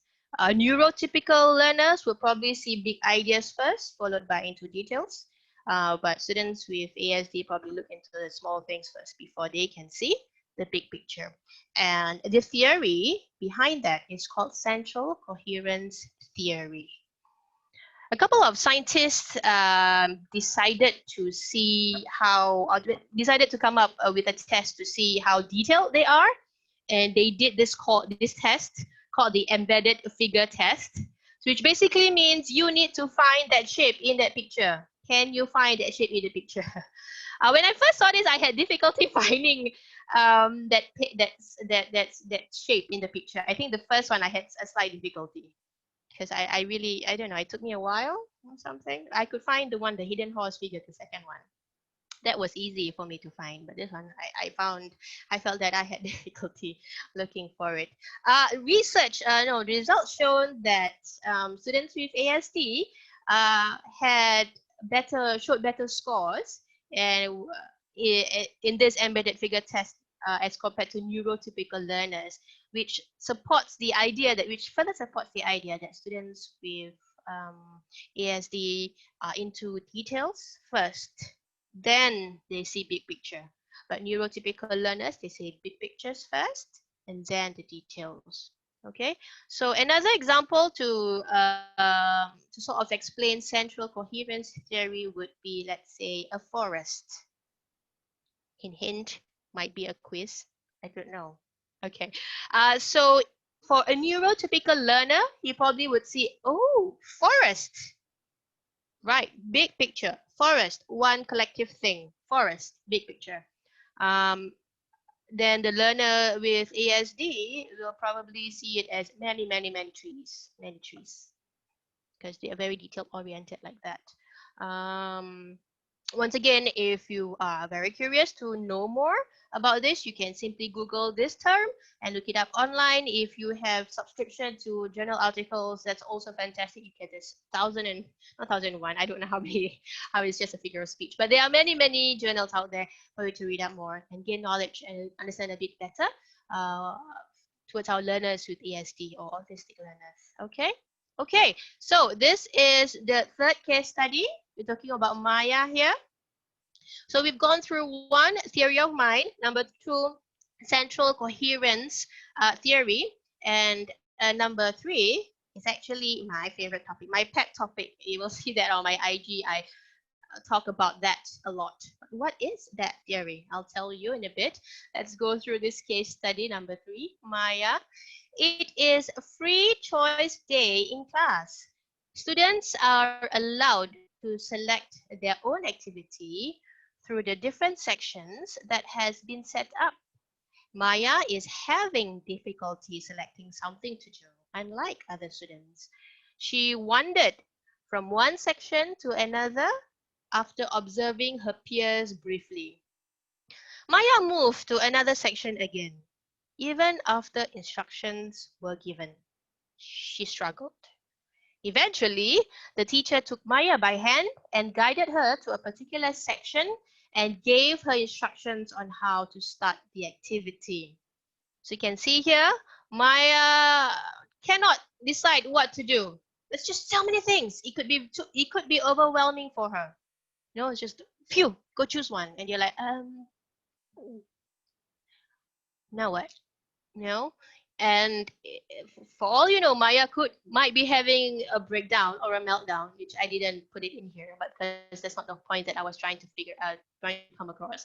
But you see, there is a possibility that Maya is so overwhelmed with the things that's happening around her, she is unable to make a decision. So what is it lacking here? What is the theory to explain why she's unable to choose something? You know, come on, Maya, choose something. Over here, this is my favorite theory of them all. It's called executive function. Executive functioning skills basically is a couple of mental skills that will help you with this. You see the picture here? Will help you with planning, with organization, with self-control, task initiation, okay, time management, metacognition, working memory, attention, flexibility, and perseverance. So earlier on, Maya has a difficulty in choosing something that could be relating to a task initiation, that could be due to also planning and time management, and all this is collectively known as executive function. So we can say that Maya has poor executive functioning skills.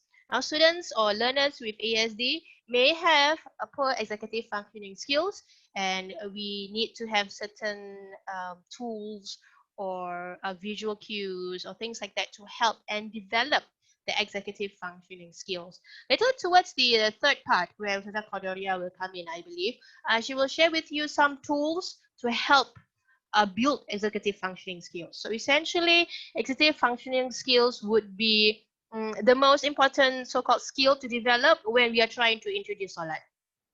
Yeah, because Solat has a lot of things that we need to consider.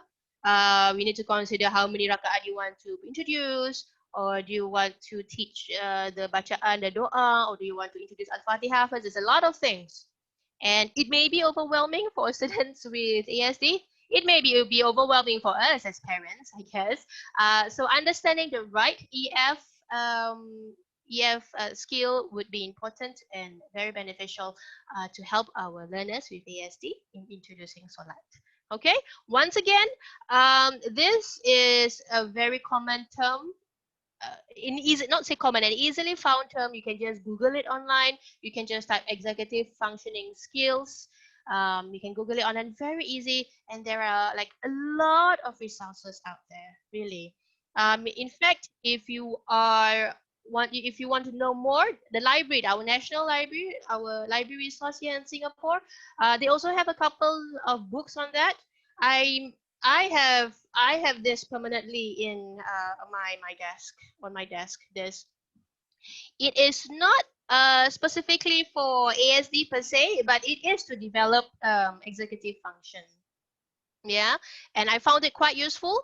Even if they are not um, catered for our learners with ASD. This is usually catered for slightly older students.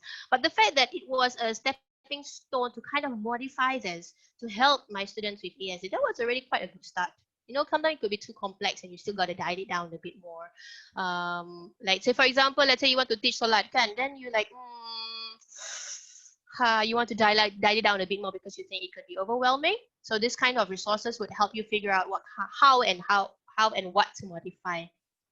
This one, there are also a couple of resources. This one is also, I enjoy reading this. Autism. This is specifically, obviously, specifically for autism. Yeah. So you can Google autism and executive function.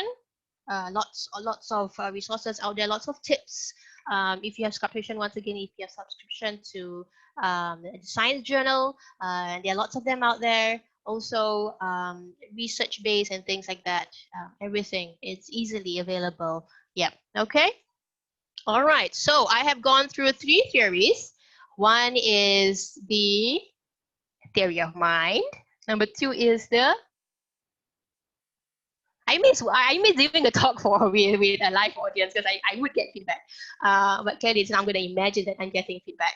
Yeah, so the second one is central coherence theory, and the third one is executive function skills. Yeah, executive functioning skills would be the one that we want to look at to help our learners or our students to start with the Solat. Okay, so with all this in mind, I just wanted to just remind you, or just a gentle nudge, that our students with autism or students with ASD, they are on a spectrum. Now, even if they're on a particular spectrum within themselves, you know, maybe student A and student B are in that particular spectrum, you see there? Yeah. But, you know, in terms of language, in terms of sensory, executive function, and so on and so forth, A and B may have different executive functioning skills, ability to accept a certain executive functioning skills. So maybe A is at this spectrum, but his executive functioning skills are quite developed. So you don't really have to go through all the tools with him. However, unfortunately, student B is, his language is fantastic, but his executive functional skills is a bit poor. So perhaps you need to do more practice with him, or perhaps you need to, modify a bit more down into the minute detail to help him develop his executive functioning skills. Okay?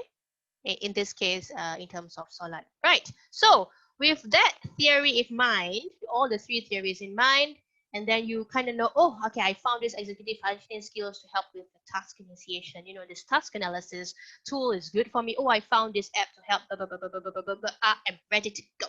I am ready to teach my student or teach my child with ASD how to Solat. But then, is that how then do we start properly without overloading them with all the tools that we have? And then Ustazah Zubaida also shared a couple of tools that I also found very interesting. The Omahana songs, the Al-Fatiha, the Muslim Kids TV. You have all these tools in your hand. Then how do we start? Throw everything to them? Obviously not. So hopefully I can just give you a structure. This is just a structure to kind of sort of to jumpstart things. I am most confident that you will modify it to your needs and to your learners' needs. So feel free to edit it as and when you feel like it. Okay. So how do we start? Number one, we're going to talk about readiness, the readiness of the learner. If the learner is not ready, you can force the child, but the child may not respond. You're going to get frustrated. So that is also itself a feedback. So you need to know where is he ready at what stage, okay? And then number two, we're going to talk about goal setting. And then this learning approach is going to be covered by Ustazah Hodoria, inshallah, if I believe, if I'm right. Yeah? Okay. So I will be covering these two, readiness and goal setting. How are we doing with time? Okay, I think we're doing okay. I think. Okay. Ready? Information overload. Good deep breath. And we're ready to go. Number one, readiness. Okay, I have come up with an abbreviation, MCF, macam paham. But you can come up with your own abbreviation. MCM basically means meaningfulness, comprehensibility, manageability. Okay, we need to question where the child is. I think, and there are a couple of educators out there, and also I also believe parents out there, you are already aware of the term IEP, Individualized Education Plan. So this is a plan to come up with for learners. So then, parents, teachers, and we sit down and we discuss about the background of the child, the strengths and weaknesses about this child, what specific diagnosis the child has, and based on this background, we understand where to start, how to start, and when to start. Yeah, because we don't want to start, for example, we don't want to start at level 1 when he is at level 3. He will just be understimulated, he will be bored, and he will not be engaged, and he will find maybe the steps of your solats not meaningful, not interesting. He may not want to even be curious about learning how to solat. Yeah, and maybe then there's another scenario. Maybe the kid is at maybe at level 3, and then we are introducing things at level 5, and it's a bit too much for him. And then you kind of wonder, hey, how come my learner with ASD is breaking down? Okay, well, this and that, this and what did I do wrong? Say this and that, this and that. We need to be careful with that. Okay, so hopefully, I guess in a way, these are questions. Some questions from we can share to kind of start and see where the child is at. Okay, let's look at meaningfulness. Does he or she find the learning meaningful? Now this is where introduction of Islam comes in. Because if you just say, hey, girl, solat, the girl is like, what, why, especially if the learner is at an older age, and he doesn't understand why I need to solat and things like that. There is a chance that you might not get a very desirable feedback. So meaningfulness, how do we start from here? Perhaps, like what Zubaida has said, introduce, oh no, the mentee. I read a couple of the responses, beautiful. I also agree with a couple of those responses from mentee. Introduce who is Allah, understand that Allah made this, Allah is the creator, by introducing the beauty of this. And then they can understand, oh, I have to salat. That is part of the meaningfulness. So if maybe it's just an example, maybe you are deciding to introduce your learner with ASD to Solat. Maybe the child is at 3 years old. Is the learner going to find this meaningful? And if to start Solat straight away. If no, then what is the one step before that? If yes, so then which step can I start with? It's just an example. Okay, and then the next one is comprehensibility. How does the learner understand what is being asked of him or her? Now we need to understand also that learners with ASD, they may have language difficulties. Many different kinds of language difficulties. Sometimes they may not be able to understand instructions well. There are some ASD students that are non-verbal, which means non-verbal basically means they cannot respond or communicate back to you. And so the PAC system will be good. So then the question would be, if that learner with the ASD is nonverbal, can he understand what is required out of him when I want to teach Salat? If yes, okay, then if no, what are the tools to help me support his comprehension of the concept or the Salat? Okay, just as an example. And number 3 is manageability. Does he or she have the necessary skills to meet the situation? This is coming from, can manage themselves, can manage emotionally, or can manage how to, in terms of attention. Does he have that? If yes, okay, great. If no, then how then can I address that first before I properly introduce Solat or Wudu and things like that? Okay, so number one, before we how to, after knowing all the tools, number one, we need to know the readiness of the learner. If the learner is ready to learn, the learner, inshallah, will learn. Okay. Then, yeah, just a quick recap that while we are trying to plan for the child, we need to also be aware of their comorbidities, which means what are the other conditions that the learner with ASD have. Is it anxiety? How then do we support anxiety should something happen? ADHD. Sometimes it's not the active ADHD kind. Sometimes it's the inattentive kind. So maybe you want to introduce Solat. Dia maybe macam that's the inattentive kind, right? So then how do you support the kind of learning? Do you have the tools necessary for that? Okay, just a reminder that while we understand we want to tackle into the readiness, students with learners with ASD may also have comorbidities. Okay, all right. Right. Number two on starting would be goal setting. What do you want to achieve? Now, I always get this terbalik, so I'm going to pause and I'm going to be careful of what I'm going to say. If you fail to plan, you plan to fail. I just did a mistake in the morning. I said the other way around. I'm like, okay, that didn't sound right. If you fail to plan, you plan to fail. And how then do we plan for success? So we should have an end goal in mind. What is it that we want to achieve towards the end? Okay, so we have to have the beginning. The beginning is our intention is we want to teach our learners to Solat. That's our intention and that's the start. And that's fantastic. I would think that's a very noble intention. Yeah. Once again, start with intention. We always start things with intention on the end, right? So we start with intention. We have a start. We also must have an end goal. Okay. So I believe a lot of you have come across this term SMART goal. So you can see here SMART means as specific, measurable, attainable, relevant, time-based. So what is the SMART goal that I am going to come up to achieve? Do I want to teach my learner with ASD 4 raka'ats in 2 days? Do I want to teach Isha in 2 days? The Isha, it's a bit, I guess in the way Isha would not be very specific because, it doesn't say how many raka'at. So yeah, I'm going to go back with that. Do I want to teach 4 raka'at in 2 days? The question is it attainable depending on the learner? Or do I want to teach 2 raka'ats in 1 month? So you see, so it's quite specific. And if you look at the learner or the readiness of the learner, you think it's attainable. Okay, all right, it is attainable. Is it relevant for the child? Is it time-based in terms of the goal setting? Yes, it's time-based because I'm giving myself a time frame of 1 month.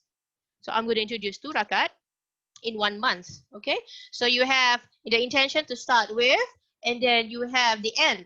Let's say, for example, you're going to do 2 rakat in 1 month. Okay, I am going to commit to this goal setting. Now then, how do I plan the in-betweens? Okay, I believe Ustazah Qadoria and Ustazah Zubaida will be talking about the checklist in the third part after my section. So just a quick one before they take over. Okay, so we have the intention and we have the goal setting. 2 raka'at in 1 month. Okay, then maybe I shall plan backwards. Okay, so then in this specific month, he should be able to achieve this raka'at and be able to read Al-Fatihah maybe. Or maybe the child may not be able to baca Subhana Rabbiyal Azim wa bihamdi. Then again, that's also not one of the requirements. So do I want to remove it or do I want to add it? Now you have to, I guess it's very important to plan the exact detail into how you want to reach your milestones. Okay, so you have your beginning and you have the end. So in between you have your milestone, your own checklist. So it's not overwhelming for you as well. Maybe you want to start, maybe you don't want to work backwards. Maybe you want to work from the intention. Okay, my intention. Number one, I want to introduce Hana a video of Solat and the songs. Maybe it's catchy. Maybe that will capture his attention towards Solat. Oh, that's great. That's a good start. Okay. And then after that, I plan to show the cards that I've won just now. Okay, just show ni for fun ni. And then then the next step is modeling and so on and so forth. So what I'm trying to say here is, when we want to introduce Solat to our child, and our students or learners with ASD, I think it's good to have number one, the readiness, and number two, the goal setting. Okay, you have the readiness or the intention there. What is the end goal that you want to achieve? Once you have that, then you can chart your milestones in between, so you kind of know that you are on the right track. Something to see and something to tick. I think that would be quite beneficial. Not to overwhelm the learner as well as not to overwhelm the educator. It could be the parent, or it could be the ustazah, or it could be a caretaker, or you could be another teacher from another setting. It doesn't matter. Okay, so goal setting, I feel it is a very important, because we want to plan to succeed. So hopefully my sharing has been beneficial to you, for you, inshallah. I will end my part here. I hope that I have introduced a couple of new terms and tips and strategies for everybody out there to just kind of very easily found tips. You can Google it. So just to summarize, theory of mind, central coherence theory, executive functioning skills. This is the fantastic one that could greatly support when you want to introduce Solat. Yeah. And with that, we need to, with executive functioning skills as a tool, we can even use these tools to help the student. We also need to understand the readiness of the child, and we also need to have an end goal, a goal setting to chart and to see what are the milestones we can achieve, to maybe do 2 rakats in 1 month, for example. Okay, inshallah, I hope that was beneficial to everybody out there. Thank you very much. I think this calls for a break. I'm going to pass this back to Ustazah Zubaida. Is that right? Okay, thank you. Shukran, Teacher Hana, for the very wonderful sharing Alhamdulillah, thank on you. your side. Okay, so now it's a giveaway session. Okay, prize giveaway. Okay, hold on. Okay, let me share.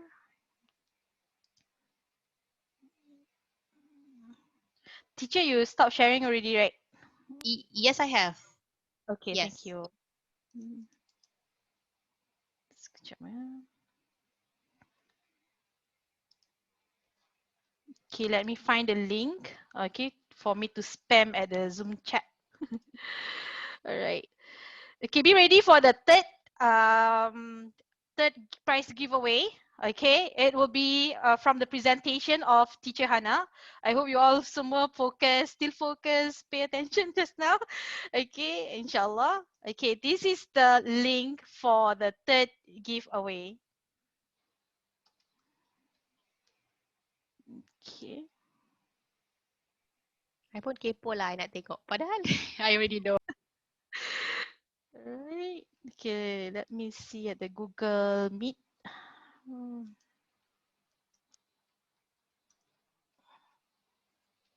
Okay. Okay, this time round, okay, the prize giveaway would be Solat and Wudu PACS system. Okay, I'm going to share you what is the PACS system. Okay, this is very beneficial for non-verbal children with autism. Okay, because most of the question we receive, how do we teach Solat to non-verbal children with autism? Okay, I'm going to share with you. Okay, if you can see. Right. Okay, sekejap. I need to unpin Teacher Hana. Okay, so stop video. Oh, sorry. Okay, pin myself. Okay, this one. All right. So normal, this is kirakan macam normal ataupun kirakan is very biasa. Okay. Kenapa? Sorry. Okay, can all of you see this? No? Okay, hold on. Spotlight. Okay. All right. Okay. Normally parents will do this, dedicated to the children or to the child. For myself, I take example of my son, Aiden. Okay, so this file is actually my wudu and salat journey. Okay, so dedicated for that. And inside, okay, for example, this one. Okay, the schedule, and so on. Okay, this is just an example first lah. Nanti I go through. We will give out something like this because they are non-verbal, right? So this is wudu pack system. Okay, okay. I hope you can see. Terang sangat. Yeah. Okay. All right. Boleh nampak kan? All right. And also we have a Solat pack system. Okay, hold on. Okay, something like this. All right. So this one, Alhamdulillah, me and Ustazah Q managed to create this. It's really hard to find pack system on Salat and Wudu outside, and I think belum lagi jual di bookstores yet. So it's a pack system bundle. All right. Okay. Hold on. I haven't opened the quiz response yet because I need to show what is it exactly. Some of you might not understand on tak faham what is spec system. Okay, so that's spec system, right? Okay, so I'm opening the quiz. Hold on, give me a moment. All right. Okay, you can start now. It's live now, right? Try your best. Okay, jangan jangan cak-cak kuti Cak-cak kuti nanti tak dapat markah. So you have to read it and try to guess the correct term or the theories of what have been presented by Teacher Hannah, right?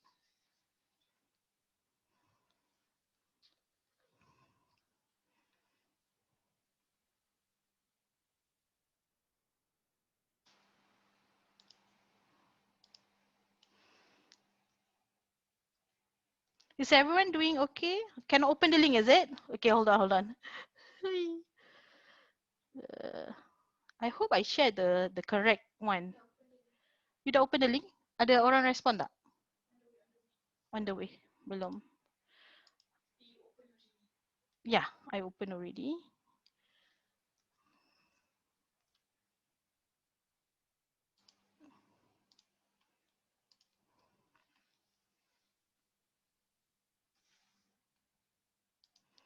People commenting cannot open the link. No permission. Okay, sekejap Okay, I'm going to close back because some of you saying that it's not open. Okay, hold on. I know where's the fault is. Okay. Okay, now everyone can open. Okay, now I'm going to open it again. 3, 2, 1, go. I'm sorry about just a technical issue. Untuk Alis lah je. Okay, I hope everyone can respond this. I think it's open now, right?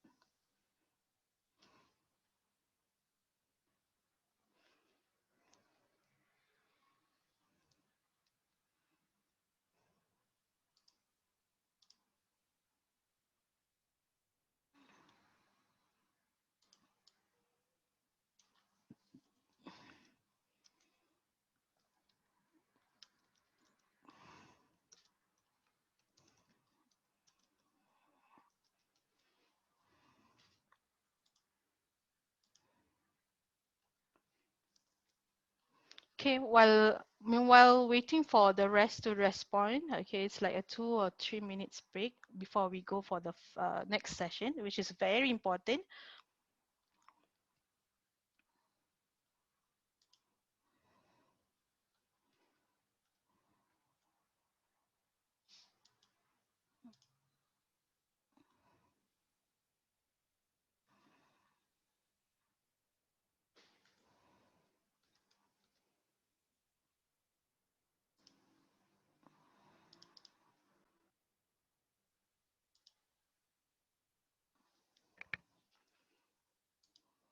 مولاي صل وسلم دائما أبدا على حبيبك خير الخلق كلهم مولاي صل وسلم دائما أبدا على حبيبك خير الخلق كلهم يا نبي سلام عليك يا رسول سلام عليك يا حبيب سلام عليك صلوات الله عليك صل على النبي. Okay, we found the winner. The response ni berapa cepat?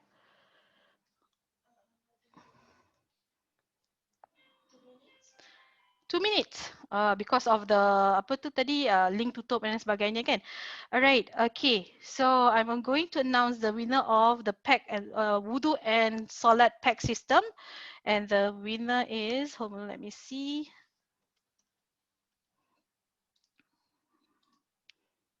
Okay, going to share. Okay, the winner is Sis Hajar. Masya Allah, marha. Okay, so Alhamdulillah, Sis Hajar. Okay, we will contact you after this workshop, inshallah. Okay, so now we are going to proceed with our third or fourth? Fourth session, which is how do we actually introduce Solat to our children with autism? Okay, it is a very important topic, and I'll pass this to Ustazah Qadariyah. تفضل.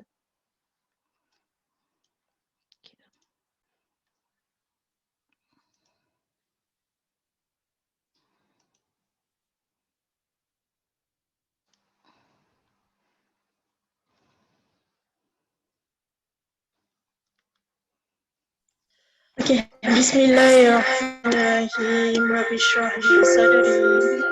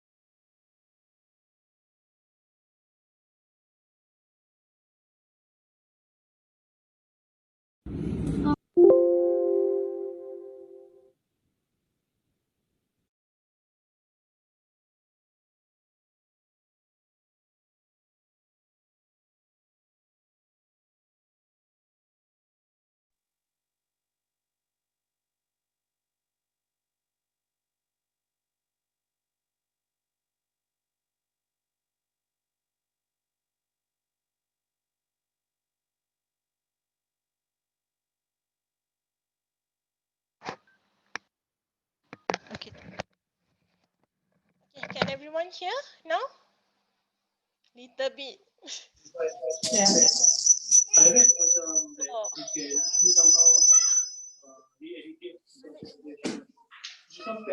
Oh.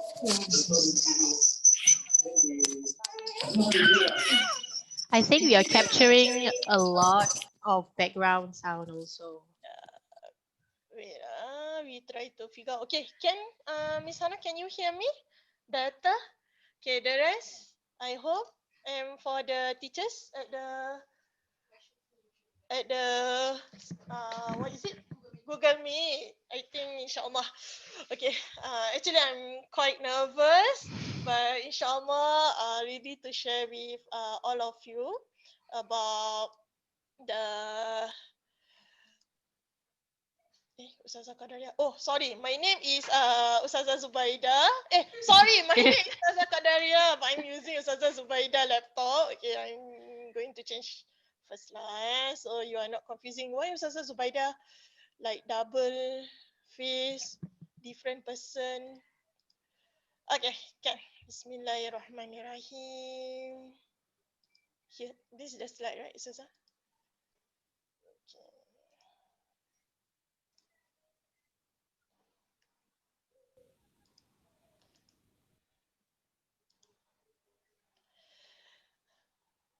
Okay, Bismillahirrahmanirrahim. Rabbi shrah li sadri wa yassir li amri wahlul 'uqdatam min lisani yafqahu qawli.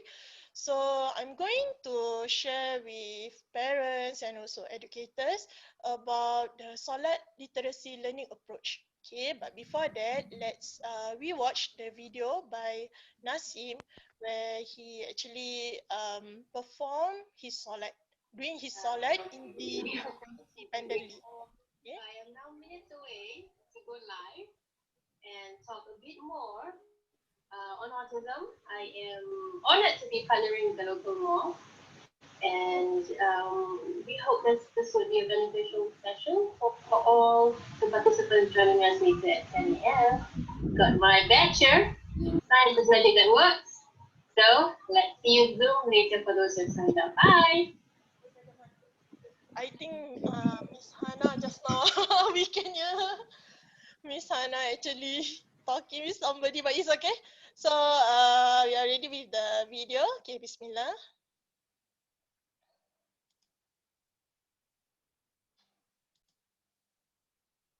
Okay, I'm sharing the.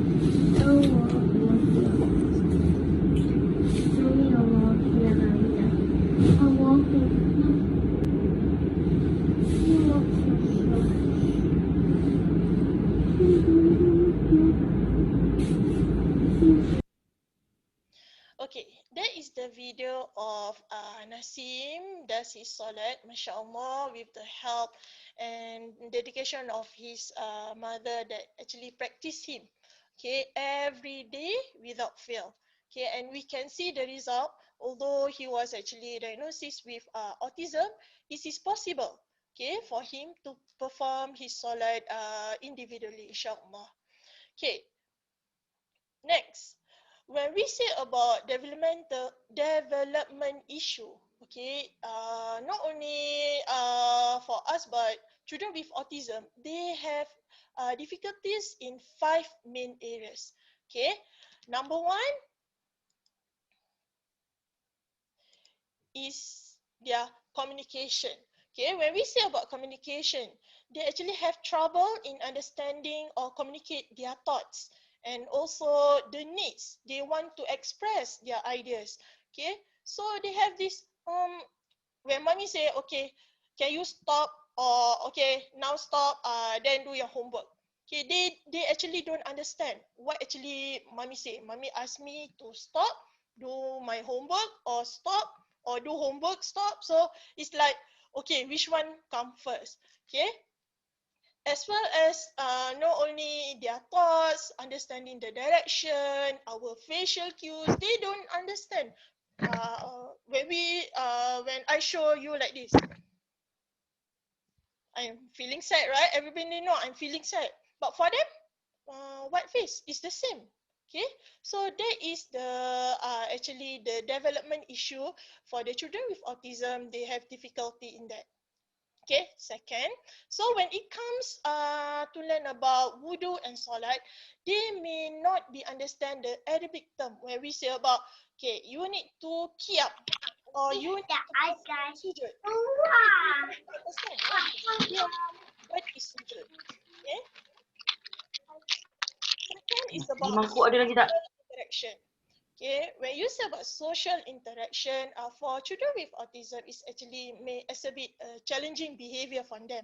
Okay, example, when they comes to solat jemaah or perform solat at the mosque, they may exhibit a stress. Okay, due to a crowd or movement or a lot of people, they say, I'm so stressed, cannot.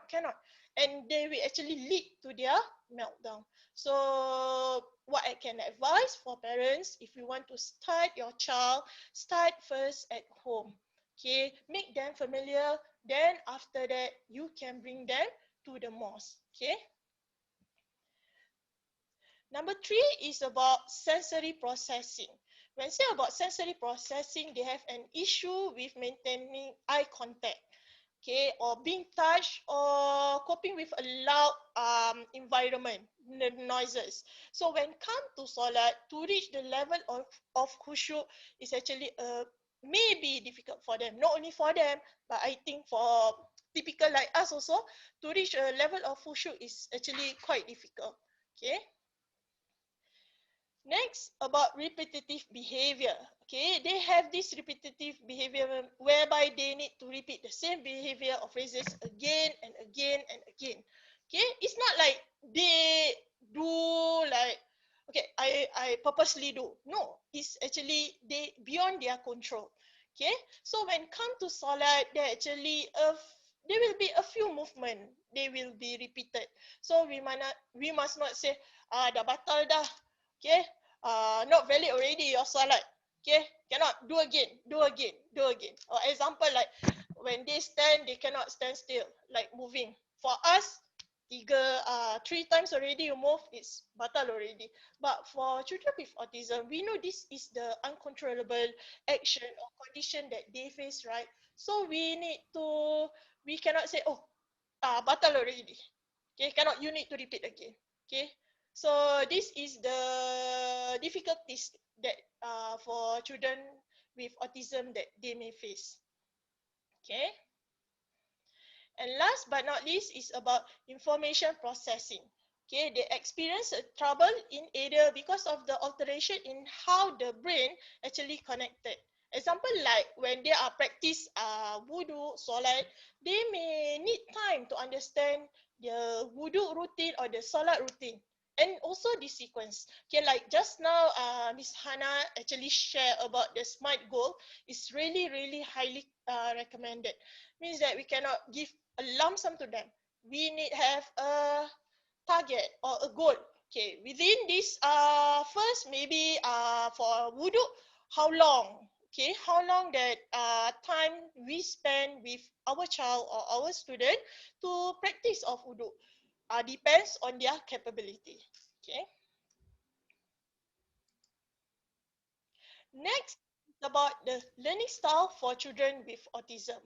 Okay, the learners with us, for us, a typical, we also have visual learners, auditory, and also kinesthetic.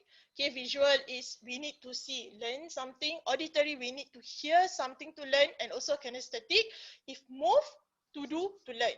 Okay, it's the same with the children with autism. Okay, however, learners with a strong preference with one may struggle. Okay, for children with autism, maybe they are a visual person, so they will be maybe struggle without modification to their lesson plan. So you need to modify according to your child or your students' preference of learning style. Okay, so we need to know. We need to know how. Oh, okay, maybe my child is more visual. So I need to prepare every resources using the visual like cue cards. Or if my child is an auditory, then to learn Solat, I need to use a lot of audio for him. Okay, so this is one of the way to we need to modify accordingly. We cannot say okay everybody use the same. Okay, different student have different capability. The same goes with the autism children. They have their own the strong preference. Which one? I think parents and teachers might know, okay, this is the child, my child is prefer this visual, so I will prepare all the thing how to teach Solat using the visual cues for him, so he will understand better. Okay. And when we say about distraction can actually occur, okay, like distraction like your sound, the smell, the light. So when we want to conduct the learning for the children with autism, we need to have a conducive learning environment by minimizing it. Okay, although not totally, but we need to minimize so that they can focus during their lesson learning of school.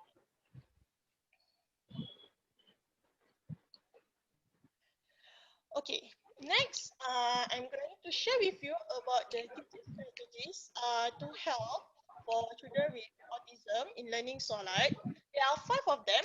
Okay, number 1 is support the routines and precision. Number 2 is to use visual cues. Okay. Number 3 is to use a special interest as a gateway to teach skills. Number 4, incorporate the sensory tools. And number 5, to support the social skill practice. Okay. So I think I will share you the example of just now.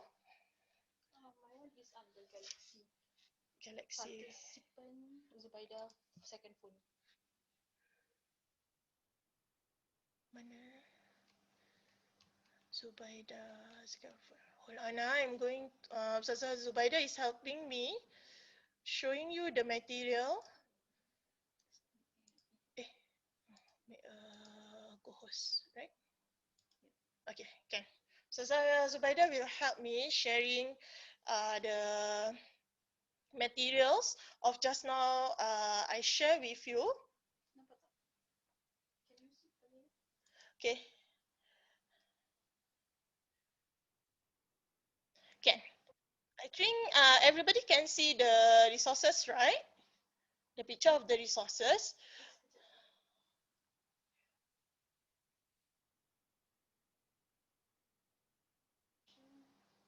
Okay, wait. You have to stop and pin yourself. Oh, unpin myself. Okay. I haven't unpin myself lah. Sorry.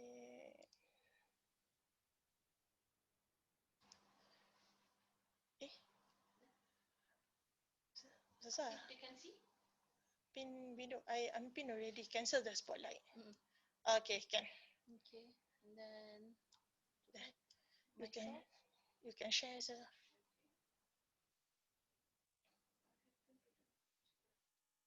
Hold on.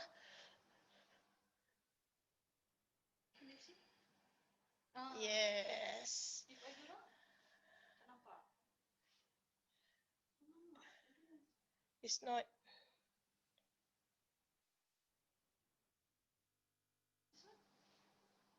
Cannot move. Bergerak kan. But when you share screen, then I pin your video lah. Yes. Okay, can. I think I pin the. This is some of the resources that we find. Okay, parents, if you can see this, okay, we have a lot of resources that you can find for to assist learning for your children or for your child or learners, students with autism. Okay, if you can see here, the big here is the praying mat. Okay, it's the educational prayer mat. Okay, this mat, okay, for the typical students of typical children, it is super fun, super interactive. But this is not recommended for basic learning, or maybe you want to introduce us baru nak start introduce the solat, okay, to the child. Okay, so this is because why, if you can see the graphic there kan, macam-macam ada. Okay, a lot of things. It can be so, it can trigger orang punya anxiety. Okay, it can trigger their overwhelmness. Alright, so of course kalau if you see here, dia boleh bunyi suara tau. Sekejap, let me on. Assalamualaikum warahmatullahi wabarakatuh. You can hear, right? Okay, the sound also can actually trigger them. So on this matter, if you want to get this, can, but this can be served as a reward after they learn completely independently, can do wudu and also solat. Kira dah pro, macam Nasim, insyaAllah, can reward this to them. Okay, but however, for the beginner, okay, we would like to introduce you, for example, like Umar and Hana. First book is very super interactive. Okay, like this one. Assalamualaikum. Nama saya Mami. Okay, and this book, my first book of Umar Hana, is actually the dual language, Malay and English. So if let's say this, right, ada i'tidal and everything like that. Okay, if you tekan, like start dulu. Prayers. Okay, prayers. At-tahiyyatul mubarakatus salawatut tayyibatu lillah. Okay. Assalamu alayka. Bye. I recommend this book because this is local, this is Malaysian made. Jadi the sebutan of tahiyat akhir or tahiyat awal is really like us. Okay. Because apa, kalau you tengok kat YouTube, it's really hard to find tahiyat akhir atau bacaan tahiyat tasyahud awal, okay, dengan, because most of them comes from the Pakistani, okay, so they are their lingo, accent like Urdu and sebagainya, but this one is Malaysian made, so it's very good book. Okay, and then if you can see, okay, here the flashcard of the big book, and also this one, the Solat knowledge game. So this is the advanced learners. Okay, we can play this together, family time with the siblings and all that. Okay, just snake and ladder and a lot of question, cue card question and everything like that. Okay, for wudu, you can see my resources here for wudu, a lot, and it's super good. Okay, this one we will post you the email, you the post material, so you know what to get for your children. Okay, look at this at the flashcard and everything like that. Okay, for the non-verbal, okay, as I said before, for the non-verbal, this is the pack system. Alright, this one really you need to do your own. Okay, for example, okay, those having a child with autism and non-verbal, this is very common kan, you boleh nampak kan. So if let's say you want them to learn about solat, macam nak introduce about solat or wudu, something like that. So you ask them, what do you want as a reward? Because I know, we believe that student or children with autism, they super love reward so much. So, sorry, the prayer man is talking. Okay, so if you ask them an option, what do you want for your reward if you practice with me wudu? Okay, so if let's say they pick iPad, okay, I want iPad. Okay, so you want iPad later after you practice your wudu. Okay, you heard me? So I am working for iPad. Alright, so you see this task, right? Okay, so I tell them, okay, if you want your iPad time, okay, you need to earn 5 tokens. Okay, so whenever you get it correctly, you will get 1 star. And then for example, if they learn, if they recite properly or they get it, so they get 1 star until they have 5 tokens, then they receive their iPad time. Okay, so same goes with this book journal. Alright, so you tell them, okay, Aiden, today's schedule, after you clean up your toys, I want you to learn wudu. Alright, so after toys, clean up toys, I want to learn wudu. Okay, fine, okay, wudu. Alright, so Aiden, during the practice time, I need you to practice with me. First, I need you to do basmalah and you recite with me, Bismillahirrahmanirrahim. Next, I need you to do washing hand first And then after that, then you rinse your mouth. So today we are going to learn these three. If you're doing great, I will give you one token. So you take the token, you take great, doing great, that's one token. Alright, if they cannot make it like first, next, then, they can actually do first, first, and then. Alright, okay, then I need you to recite basmalah, and then I need you to wash your hand. This is the first two routine or sequence of doing your wudu. If you're doing great, I give you one star. Okay, so tadi dah ada star mana dia? This one. You're doing great, right? So yeah, you got your reward, one token there. So until 5, so you practice like that. So first, then until they kirakan get it, then they can earn their rewards. Okay, and then after that, another thing, you can see kan, kita ada dua box ni. This is what I want to tell the parents, that you can actually customize this. For example, kan, kita kan tak suggest the interactive prayer mat because it's too overwhelming. So what we can suggest is maybe you want to buy yoga mat. Yoga mat kan ada macam pad kan. So if let's say they sujud, betul-betul sujud, takut dahi sakit ke apa, alright? So you actually can do the sequencing, or you can actually do this and then put in front of the yoga mat.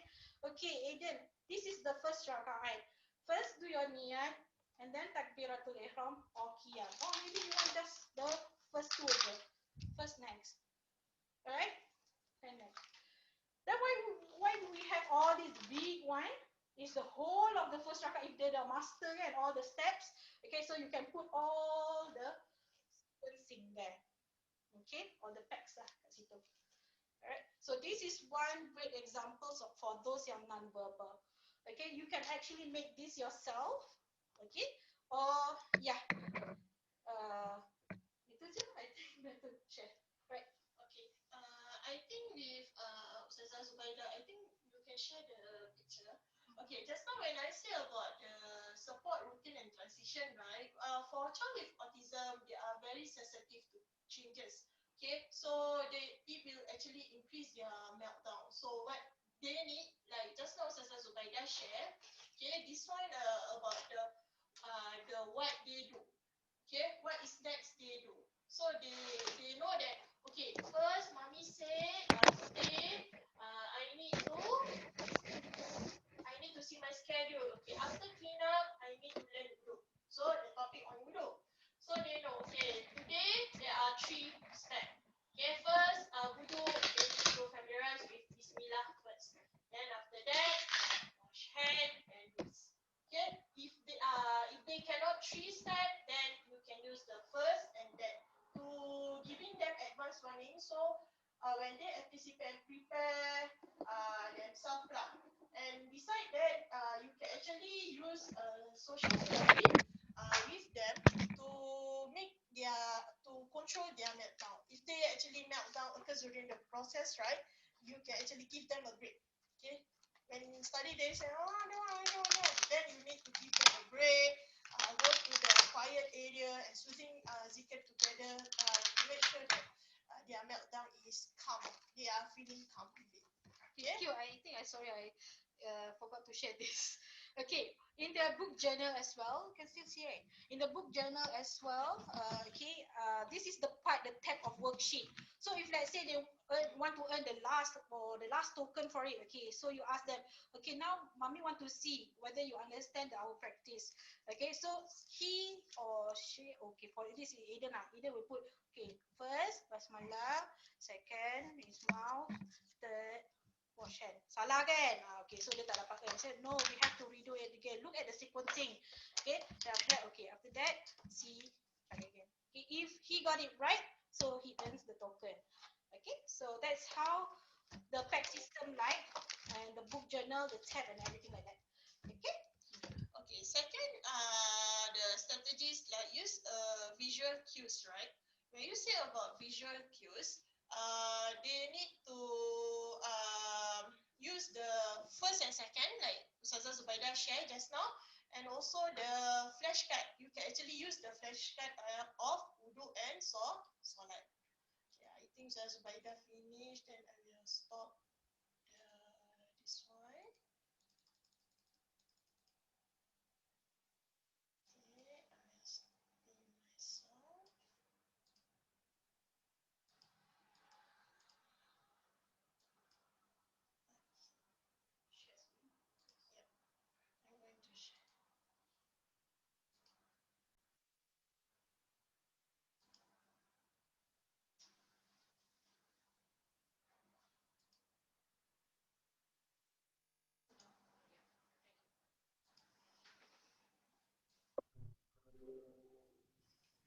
just now we shared about the visual cue cards, right? You can use the flash card, you can use the big book of Voodoo, and also you need to make a sequence, means that the first one, what, second, third, okay? Example like the packs, whereby the same.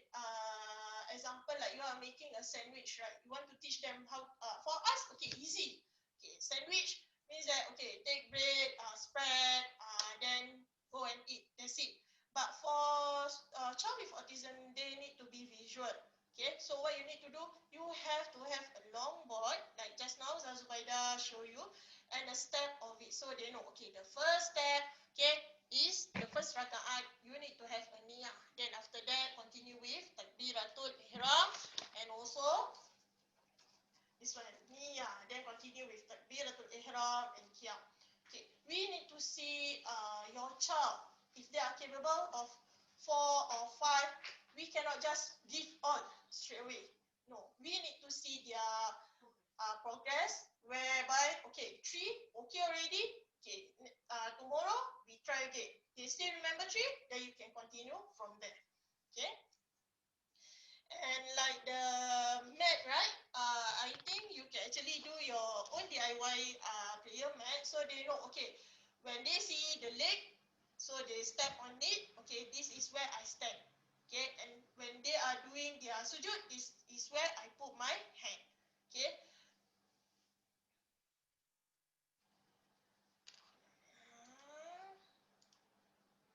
Okay, next, that one is number 2. Number 3 is use special interest as a gateway to teach child with autism. Okay, you need to see whether your child is interested in which, like superhero figurines, right? So incorporate, engage together. Or if they love Omahana, then you can give example for them. You can use interactive book or YouTube channel, and there's a lot of available product lah to teach them about Solat. Okay, next, you can use the incorporate sensory tools, okay, to assist your child when they are actually in the meltdown. Okay, so to assist them to regulate, calm, maybe you can, they have maybe a soft cuddle, or maybe you can buy a bantal zikir. I think you guys ever saw the bantal zikir. I will show the example of the bantal.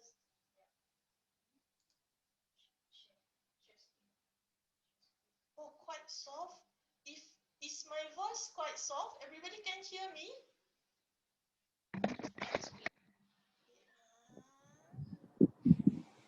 Very soft. Now better. Okay, can. Ustazah Q, a bit soft.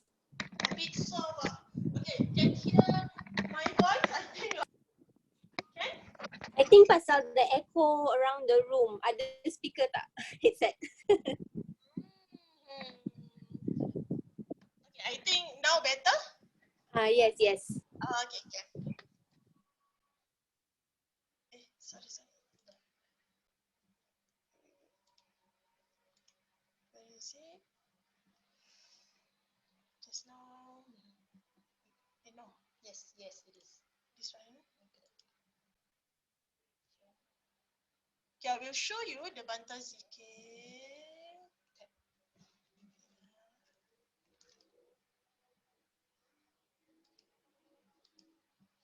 Okay. Wow. Sedap lah ni kan betul ni. Wow. Sedap lah ni kan betul ni.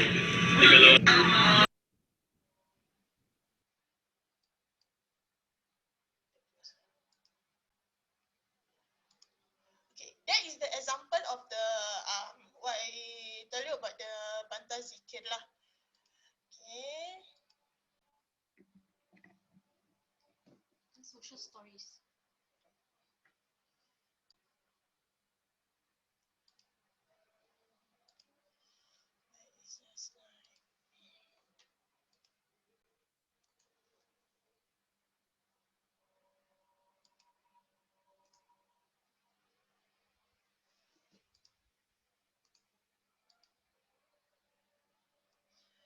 Okay. Beside the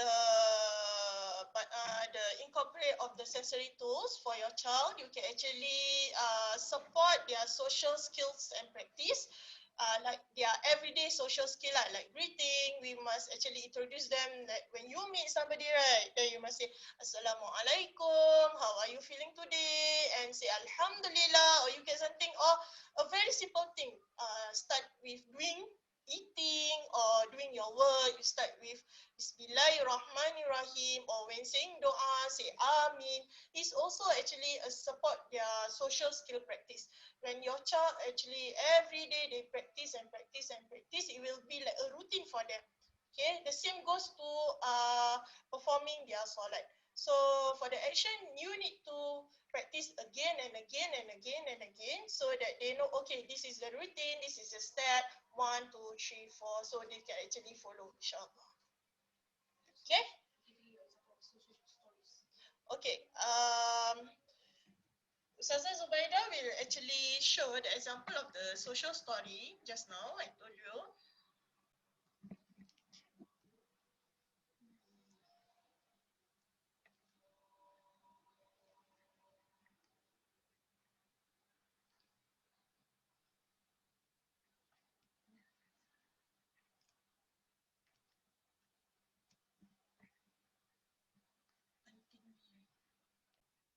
This one, you can see. Yes.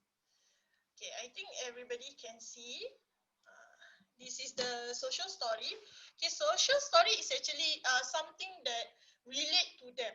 Okay, for children with autism, they like Ustazah tak nampak itu. when they do something, they need to know that, oh, relate to me. Something relate to me, then I can do it. Okay, not something Ustazah not relate to me, then I can't do it. Yes. tak boleh nampak skrin. Kira skrin blank. The share screen blank. I think the Asatiza can see the share screen, but Ustazah Zubaida help.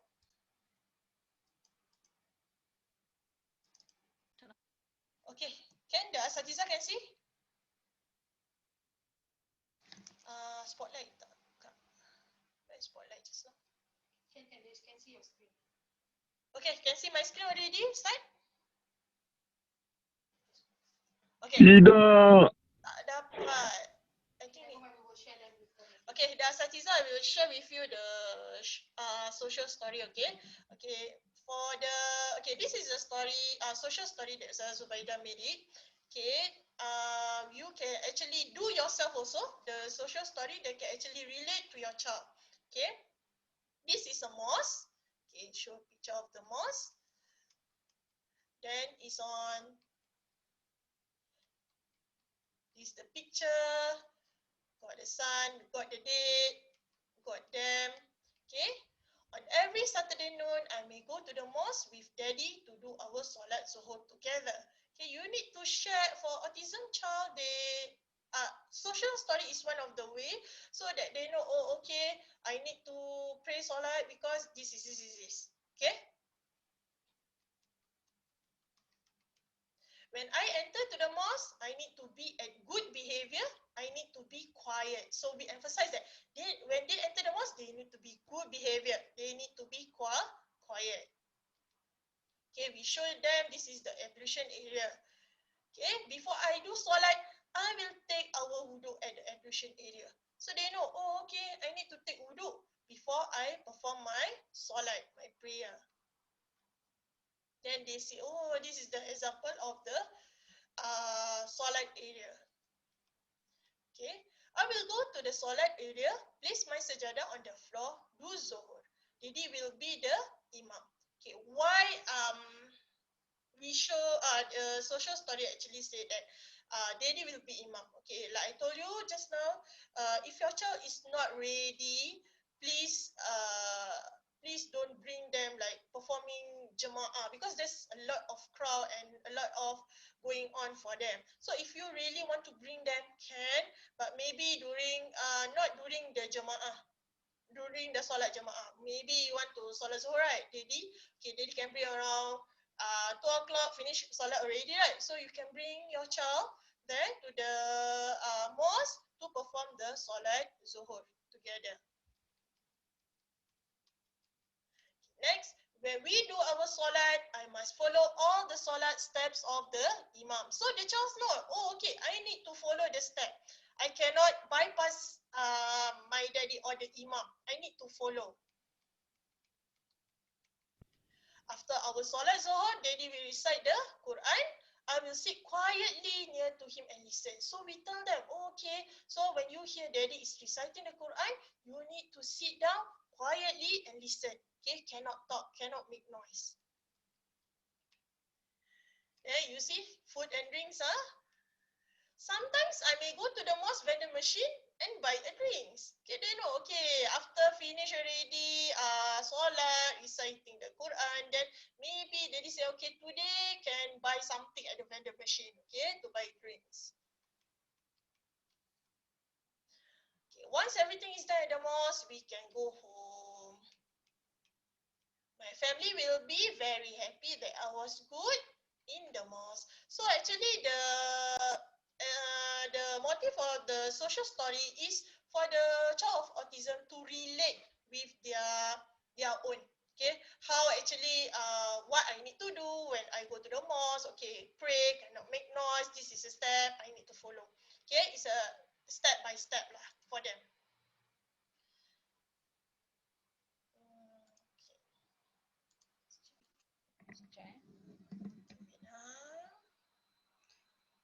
Okay, parents, we might need another 10 more minutes spare. Okay, sorry. I need to check the Google Meet. The Satiza saying that they cannot see. All right. I think now settled. Yeah. Okay. All right. Okay, now back to Zoom.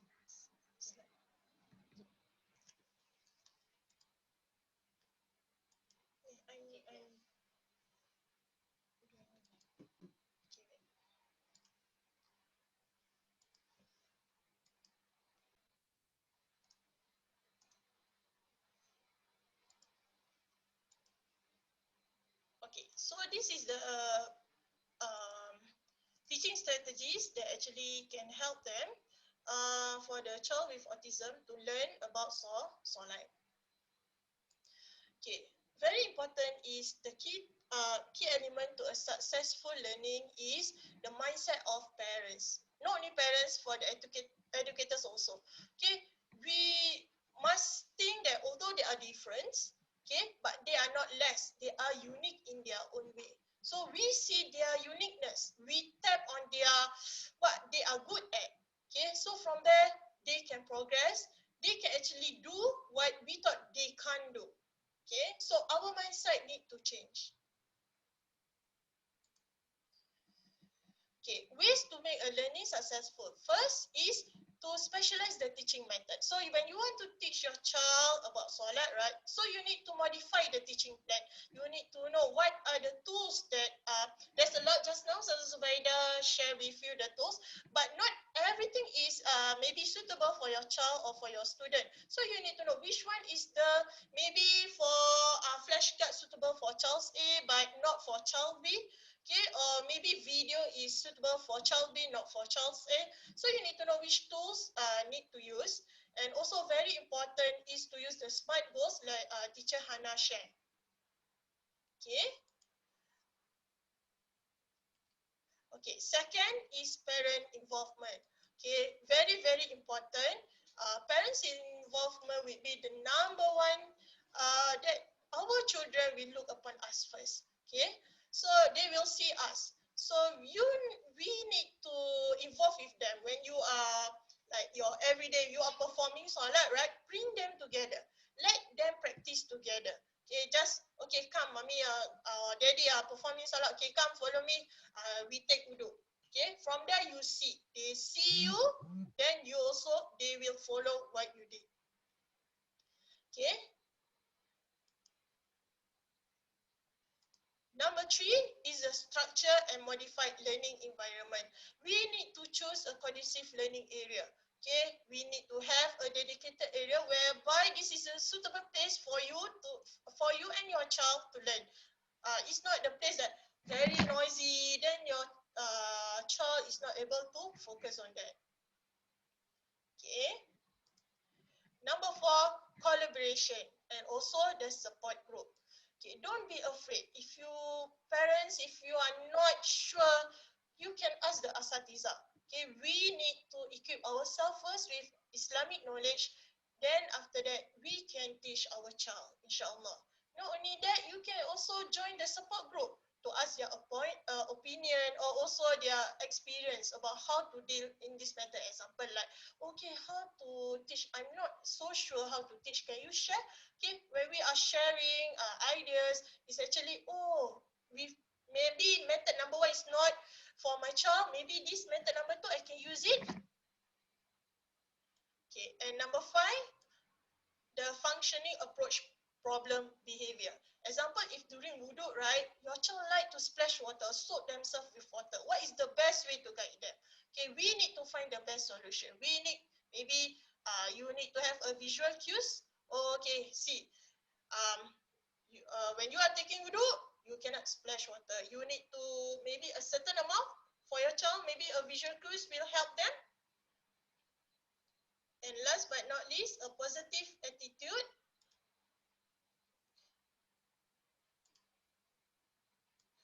A positive attitude by all involved, everyone that close to the child, their siblings, parents, grandparents. Okay, so they actually make them understand better, okay, why it is important for me to solat. Okay, when they see their brother or sister performing solat, they see their grandparents, they see their parents performing solat, say, oh, I think everybody do, so I need to do also. Okay, so sibling also can be their buddy system, help them, guide them in performing the steps of solat and wudu to learn. So I think is the giveaway prize, Zaza? Okay, we are going to مولاي صل وسلم دائما أبدا على حبيبك خير الخلق كلهم مولاي صل وسلم دائما أبدا على حبيبك.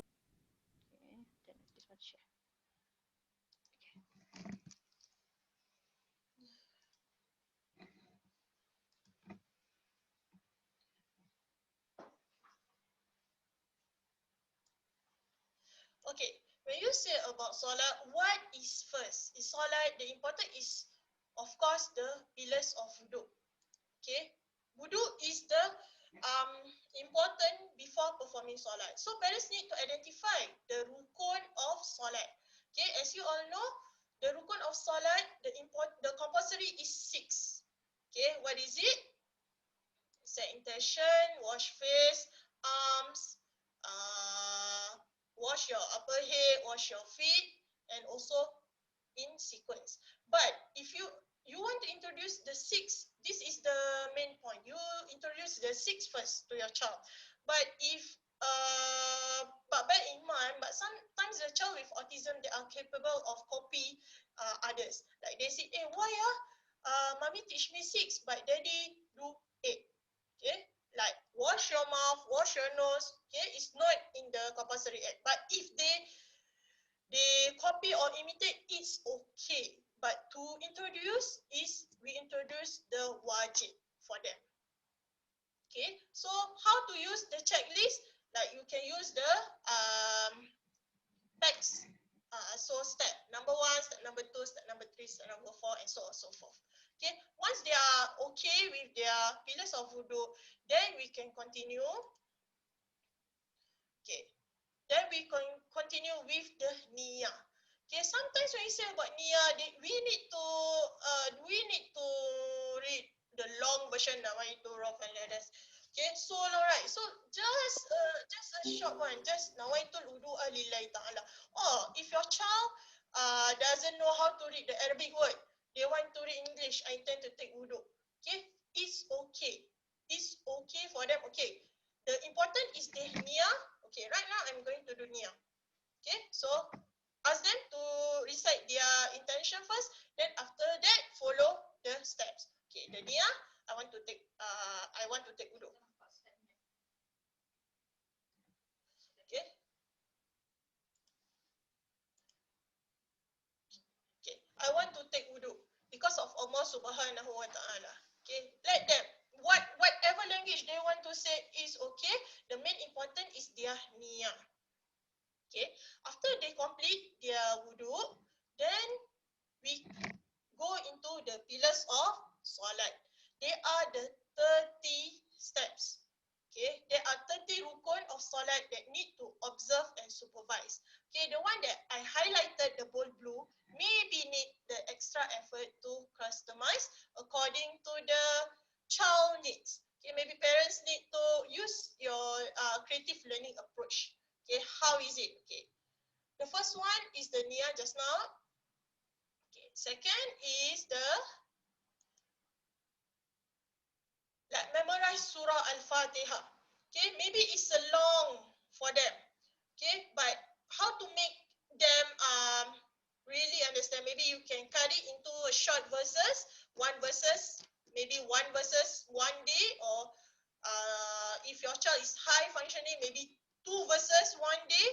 Okay, then repeat the verse is okay, then move to the second verse, so forth and so forth. Okay, or you can use a YouTube. Okay, example this one. They actually cut it half and not a full one, just cut it half and half.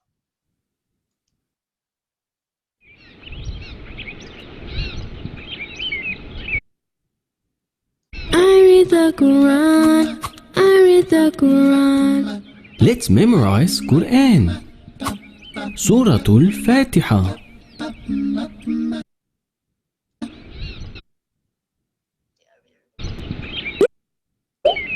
بسم الله الرحمن الرحيم الحمد لله رب العالمين.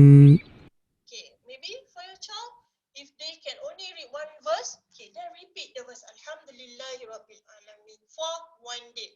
Okay, then next tomorrow you check. Oh, they can actually recite back. Then you can proceed to verse number 2. However, if they still stuck with verse number 1, don't proceed with 2, 3, and 4. Okay, it will be too much for them. Okay, like Ustaz Zubaida and Teacher Hana say, we must have a goal whereby, okay, I know my child can only recite Alhamdulillahi Rabbil Alamin in 3 days. So we make it. Okay, 3 days. After he's able to read, then can proceed the second verse, third verse, and so forth and so forth. Okay, there is the step of memorizing Surah Al-Fatihah.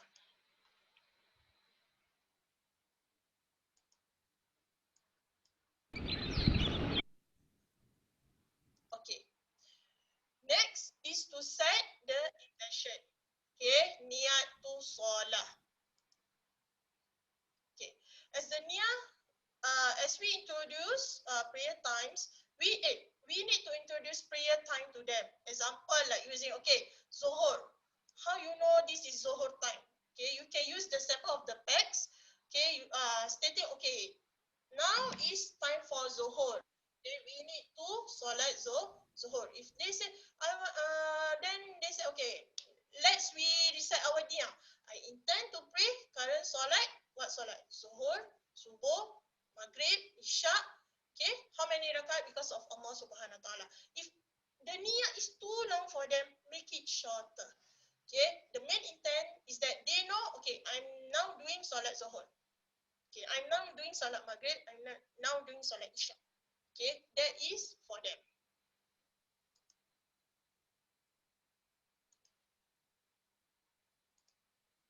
Okay, next is the memorize Tahiyat Akhir. Okay, when you say about memorizing Tahiyat Akhir is very, very long. So we need to make it creative way. Maybe you cut it in a short,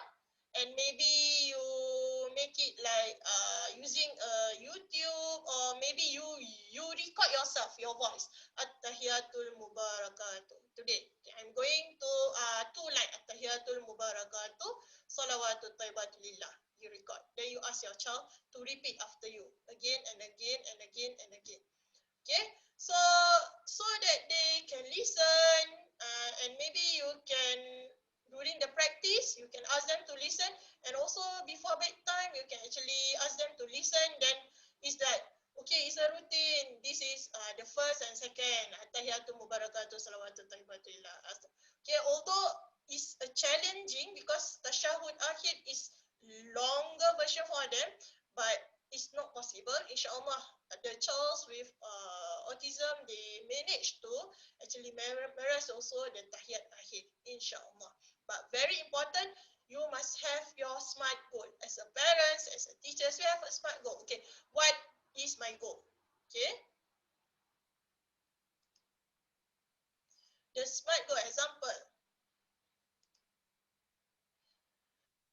My child will be able to recite Al-Fatihah of 7 verse within 1 minute of each of the rak'ah. Why I put 1 minute? Because when they recite Al-Fatihah, you put it as 5 minutes. Just imagine that Solat Zohor have 4 rak'ah. So 5 minutes, 5 minutes, 5 minutes, 5 minutes, 20 minutes. Do you think your child will just stay and listen and do it? No, right? They will feel like, too long. That's why we need to put 1 minute. So 1 minute, 4 rakaat, roughly around 4-5 minutes, inshallah they will finish their solat. Okay? That is the specific. Okay? So the measurable, with the aid of my voice recording of Surah Al-Fatihah, my child will be able to recite Surah Al-Fatihah verse by verse with 70% independent memorization. Okay, so although not 100, at least 70% first. That is whereby I measure my child's achievement. Next, whether my child will be allowed to read Surah Al-Fatihah verse by verse with no more than 2 words missing per verse. If the missing word is more than 2, then you need to go back again. Don't proceed to the new verse. Go back to the verse that he haven't managed to recite independently. Okay? Next. During the recitation of Surah Al-Fatihah, my child will be recite fluently 70% 4 out of 5 opportunities. And there will be, very important, must have a time bond whereby by 19 January, my child will be able to recite Surah Al-Fatihah with 90% accuracy on 8 out of 10 tries. My child progress will be measured through a monthly memorization assessment. So parents, if you can see, just for Surah Al-Fatihah, maybe it take about a month to for your child to do it independently. So how is it? They want to do the wudu, then they need to learn also Solat. You cannot assume that, okay, I teach you 2 weeks, you can do everything. No, we must be realistic whereby it takes time, but inshallah they will manage to do it. The first, if you want to teach them about Solat, of course you need to teach them about wudu first. Then after they complete their wudu, then you can proceed with the steps of Salat and also the recitation like Surah Al-Fatihah, and the last one is the Tahiyat Akhir. Okay, let's be here. Nasim recite Surah Al-Fatihah. Bismillahirrahmanirrahim. Alhamdulillahi Rabbil Alamin. Ar-Rahmanir-Rahim. Malik Yawmiddin. Iyyaka na'budu wa iyyaka nasta'in. Ihdinas siratal mustaqim. Siratal ladzina an'amta 'alaihim ghairil maghdubi 'alaihim waladdallin. Amin. Okay, that is whereby Alhamdulillah, with the practice, the mummy help him cooperate together, he's able to recite Surah Al-Fatihah.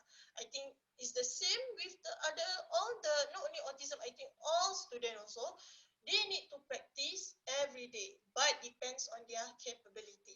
Okay, we need to be realistic. We cannot assume that, okay, I want to make sure by 2 weeks my child be able to perform solat, where I know my child is not able to do it.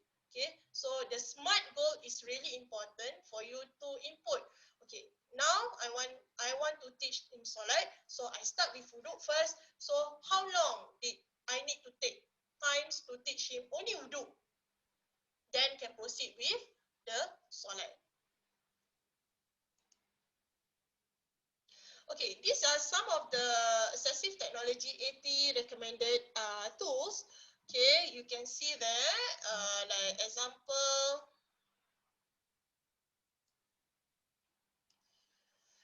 the interactive games, okay, picture packs, video, looping audio before bedtime, okay, and also flashcard, big books, and also the puzzle smart wudu. Okay, the puzzle smart wudu is like this. I'm going to show you. This is the puzzle smart wudu solat. Okay, so you can see, maybe this can use as a tools for your child in learning the solat and also wudu. Okay, this is the recommended, the bookstore. I think just now, a lot of you guys asked, okay, Ustazah, I think some of the question, where to buy the item. Okay, this is some, maybe you can take note some of it, but for the packs, honestly, is we cannot find it anywhere. The packs is actually we do it yourself. I think you can also do it yourself. Okay, just that maybe it times consuming but beneficial for your child. Okay. And for the Alive book, maybe you can go, if you are interested, you can actually buy from Masjid Al-Mawadah. And also, this is some of the recommended bookstore whereby we actually buy the resources from, and you can actually see them also. I think that's all from me. Ustazah Zubaida? Giveaway. Okay, the giveaway. This is the last quiz to give away.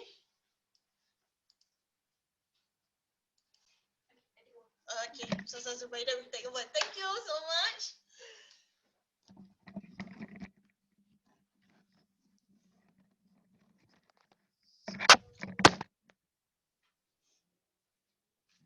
Okay, this is the final giveaway. Right. Okay, where is the? Okay, get ready to type the.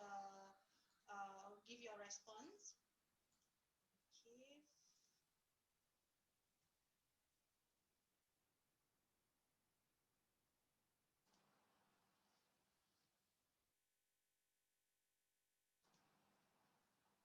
The fifth, yes. Fifth question.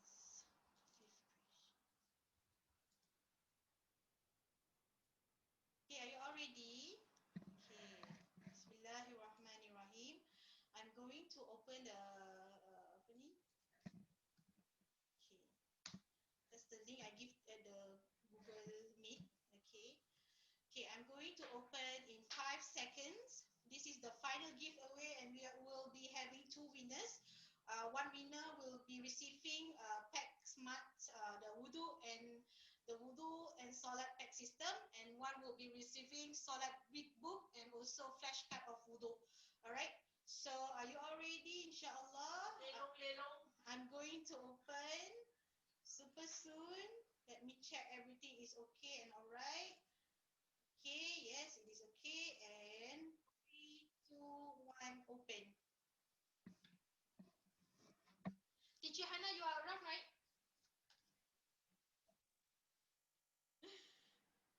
Teacher Hannah? Yes, sorry. I am around. Yes, I am nursing. So I will be online with the camera quite soon. Okay.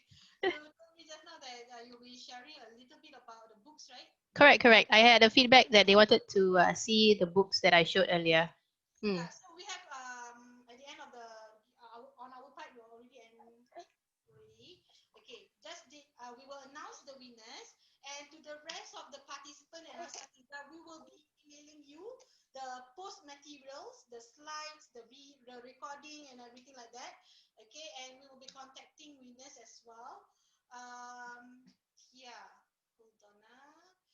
as well, I will be emailing all of you the doa recommended to your children.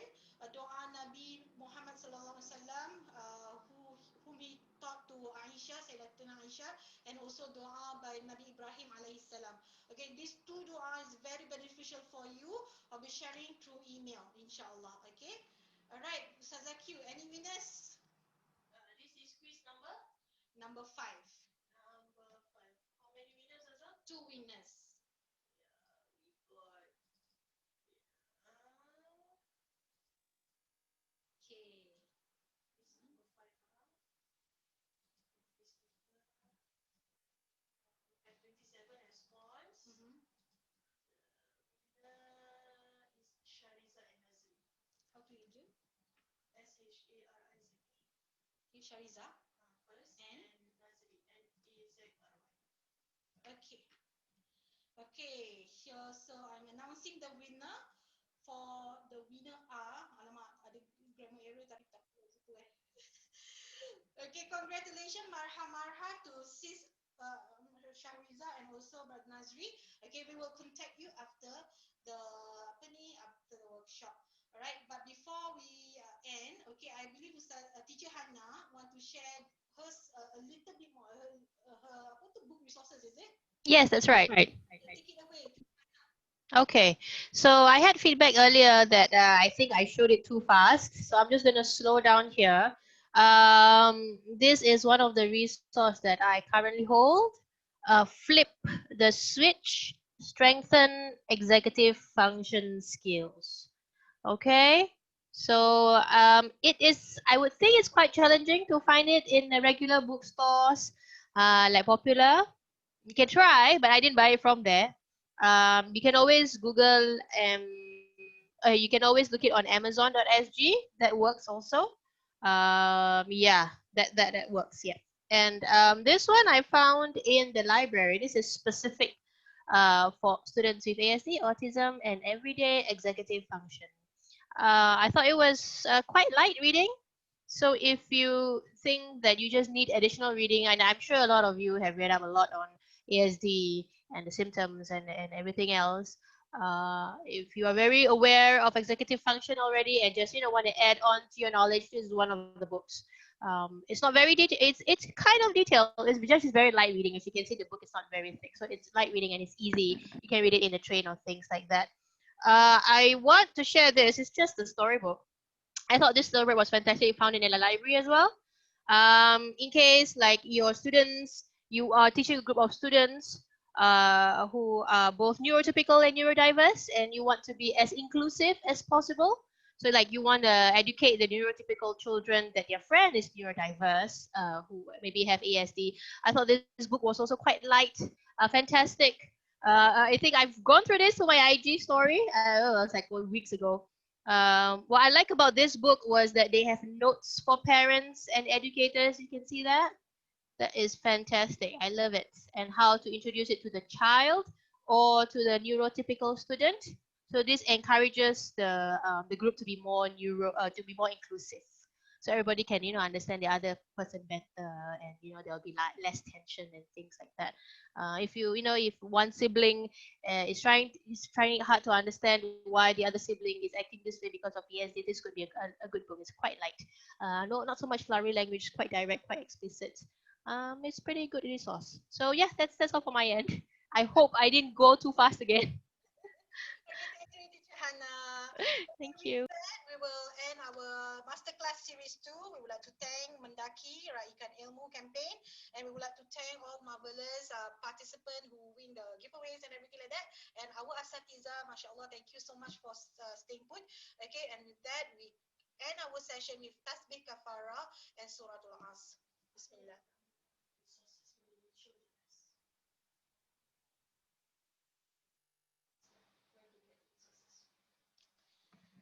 Okay, parents, asatiza, educators. Okay, I will be emailing you the slides. Okay, and as well the resources yang just now we recommend you. Okay, inshallah. But those who want to stay a little bit longer to catat where the bookstores is. Okay, I am sharing you now, and the rest, you may take your leave. Maaf, sangat-sangat by your like what 20 minutes. waste of your time.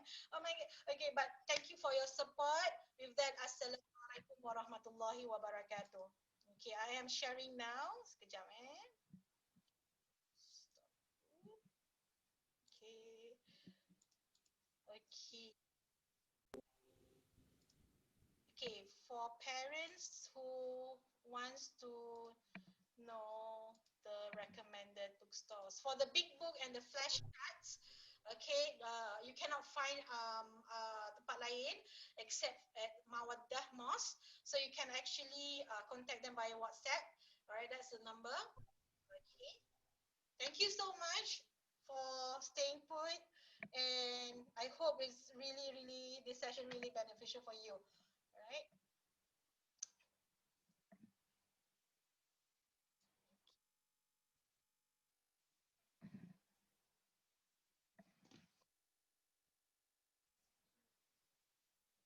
Yeah. Okay, thank you parents, thank you asatiza, educators. Okay. Okay, on the slide also nanti during the post material email, we will actually, you can actually click the link there, website, the infos of the bookstores. Okay. All right. With that, thank you so much. Assalamualaikum warahmatullahi wabarakatuh, and we will end the meeting session. Okay. Assalamualaikum. Goodbye, everyone. Thank you for support. Okay. Thank you. Thank you, Asatiza. Thank you. Thank you so much.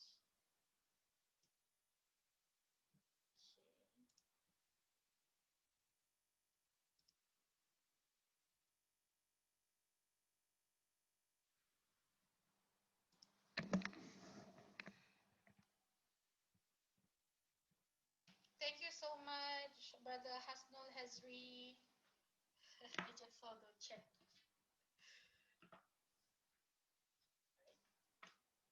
Thank you, Teacher Hana. Teacher, we will chat dekat WhatsApp.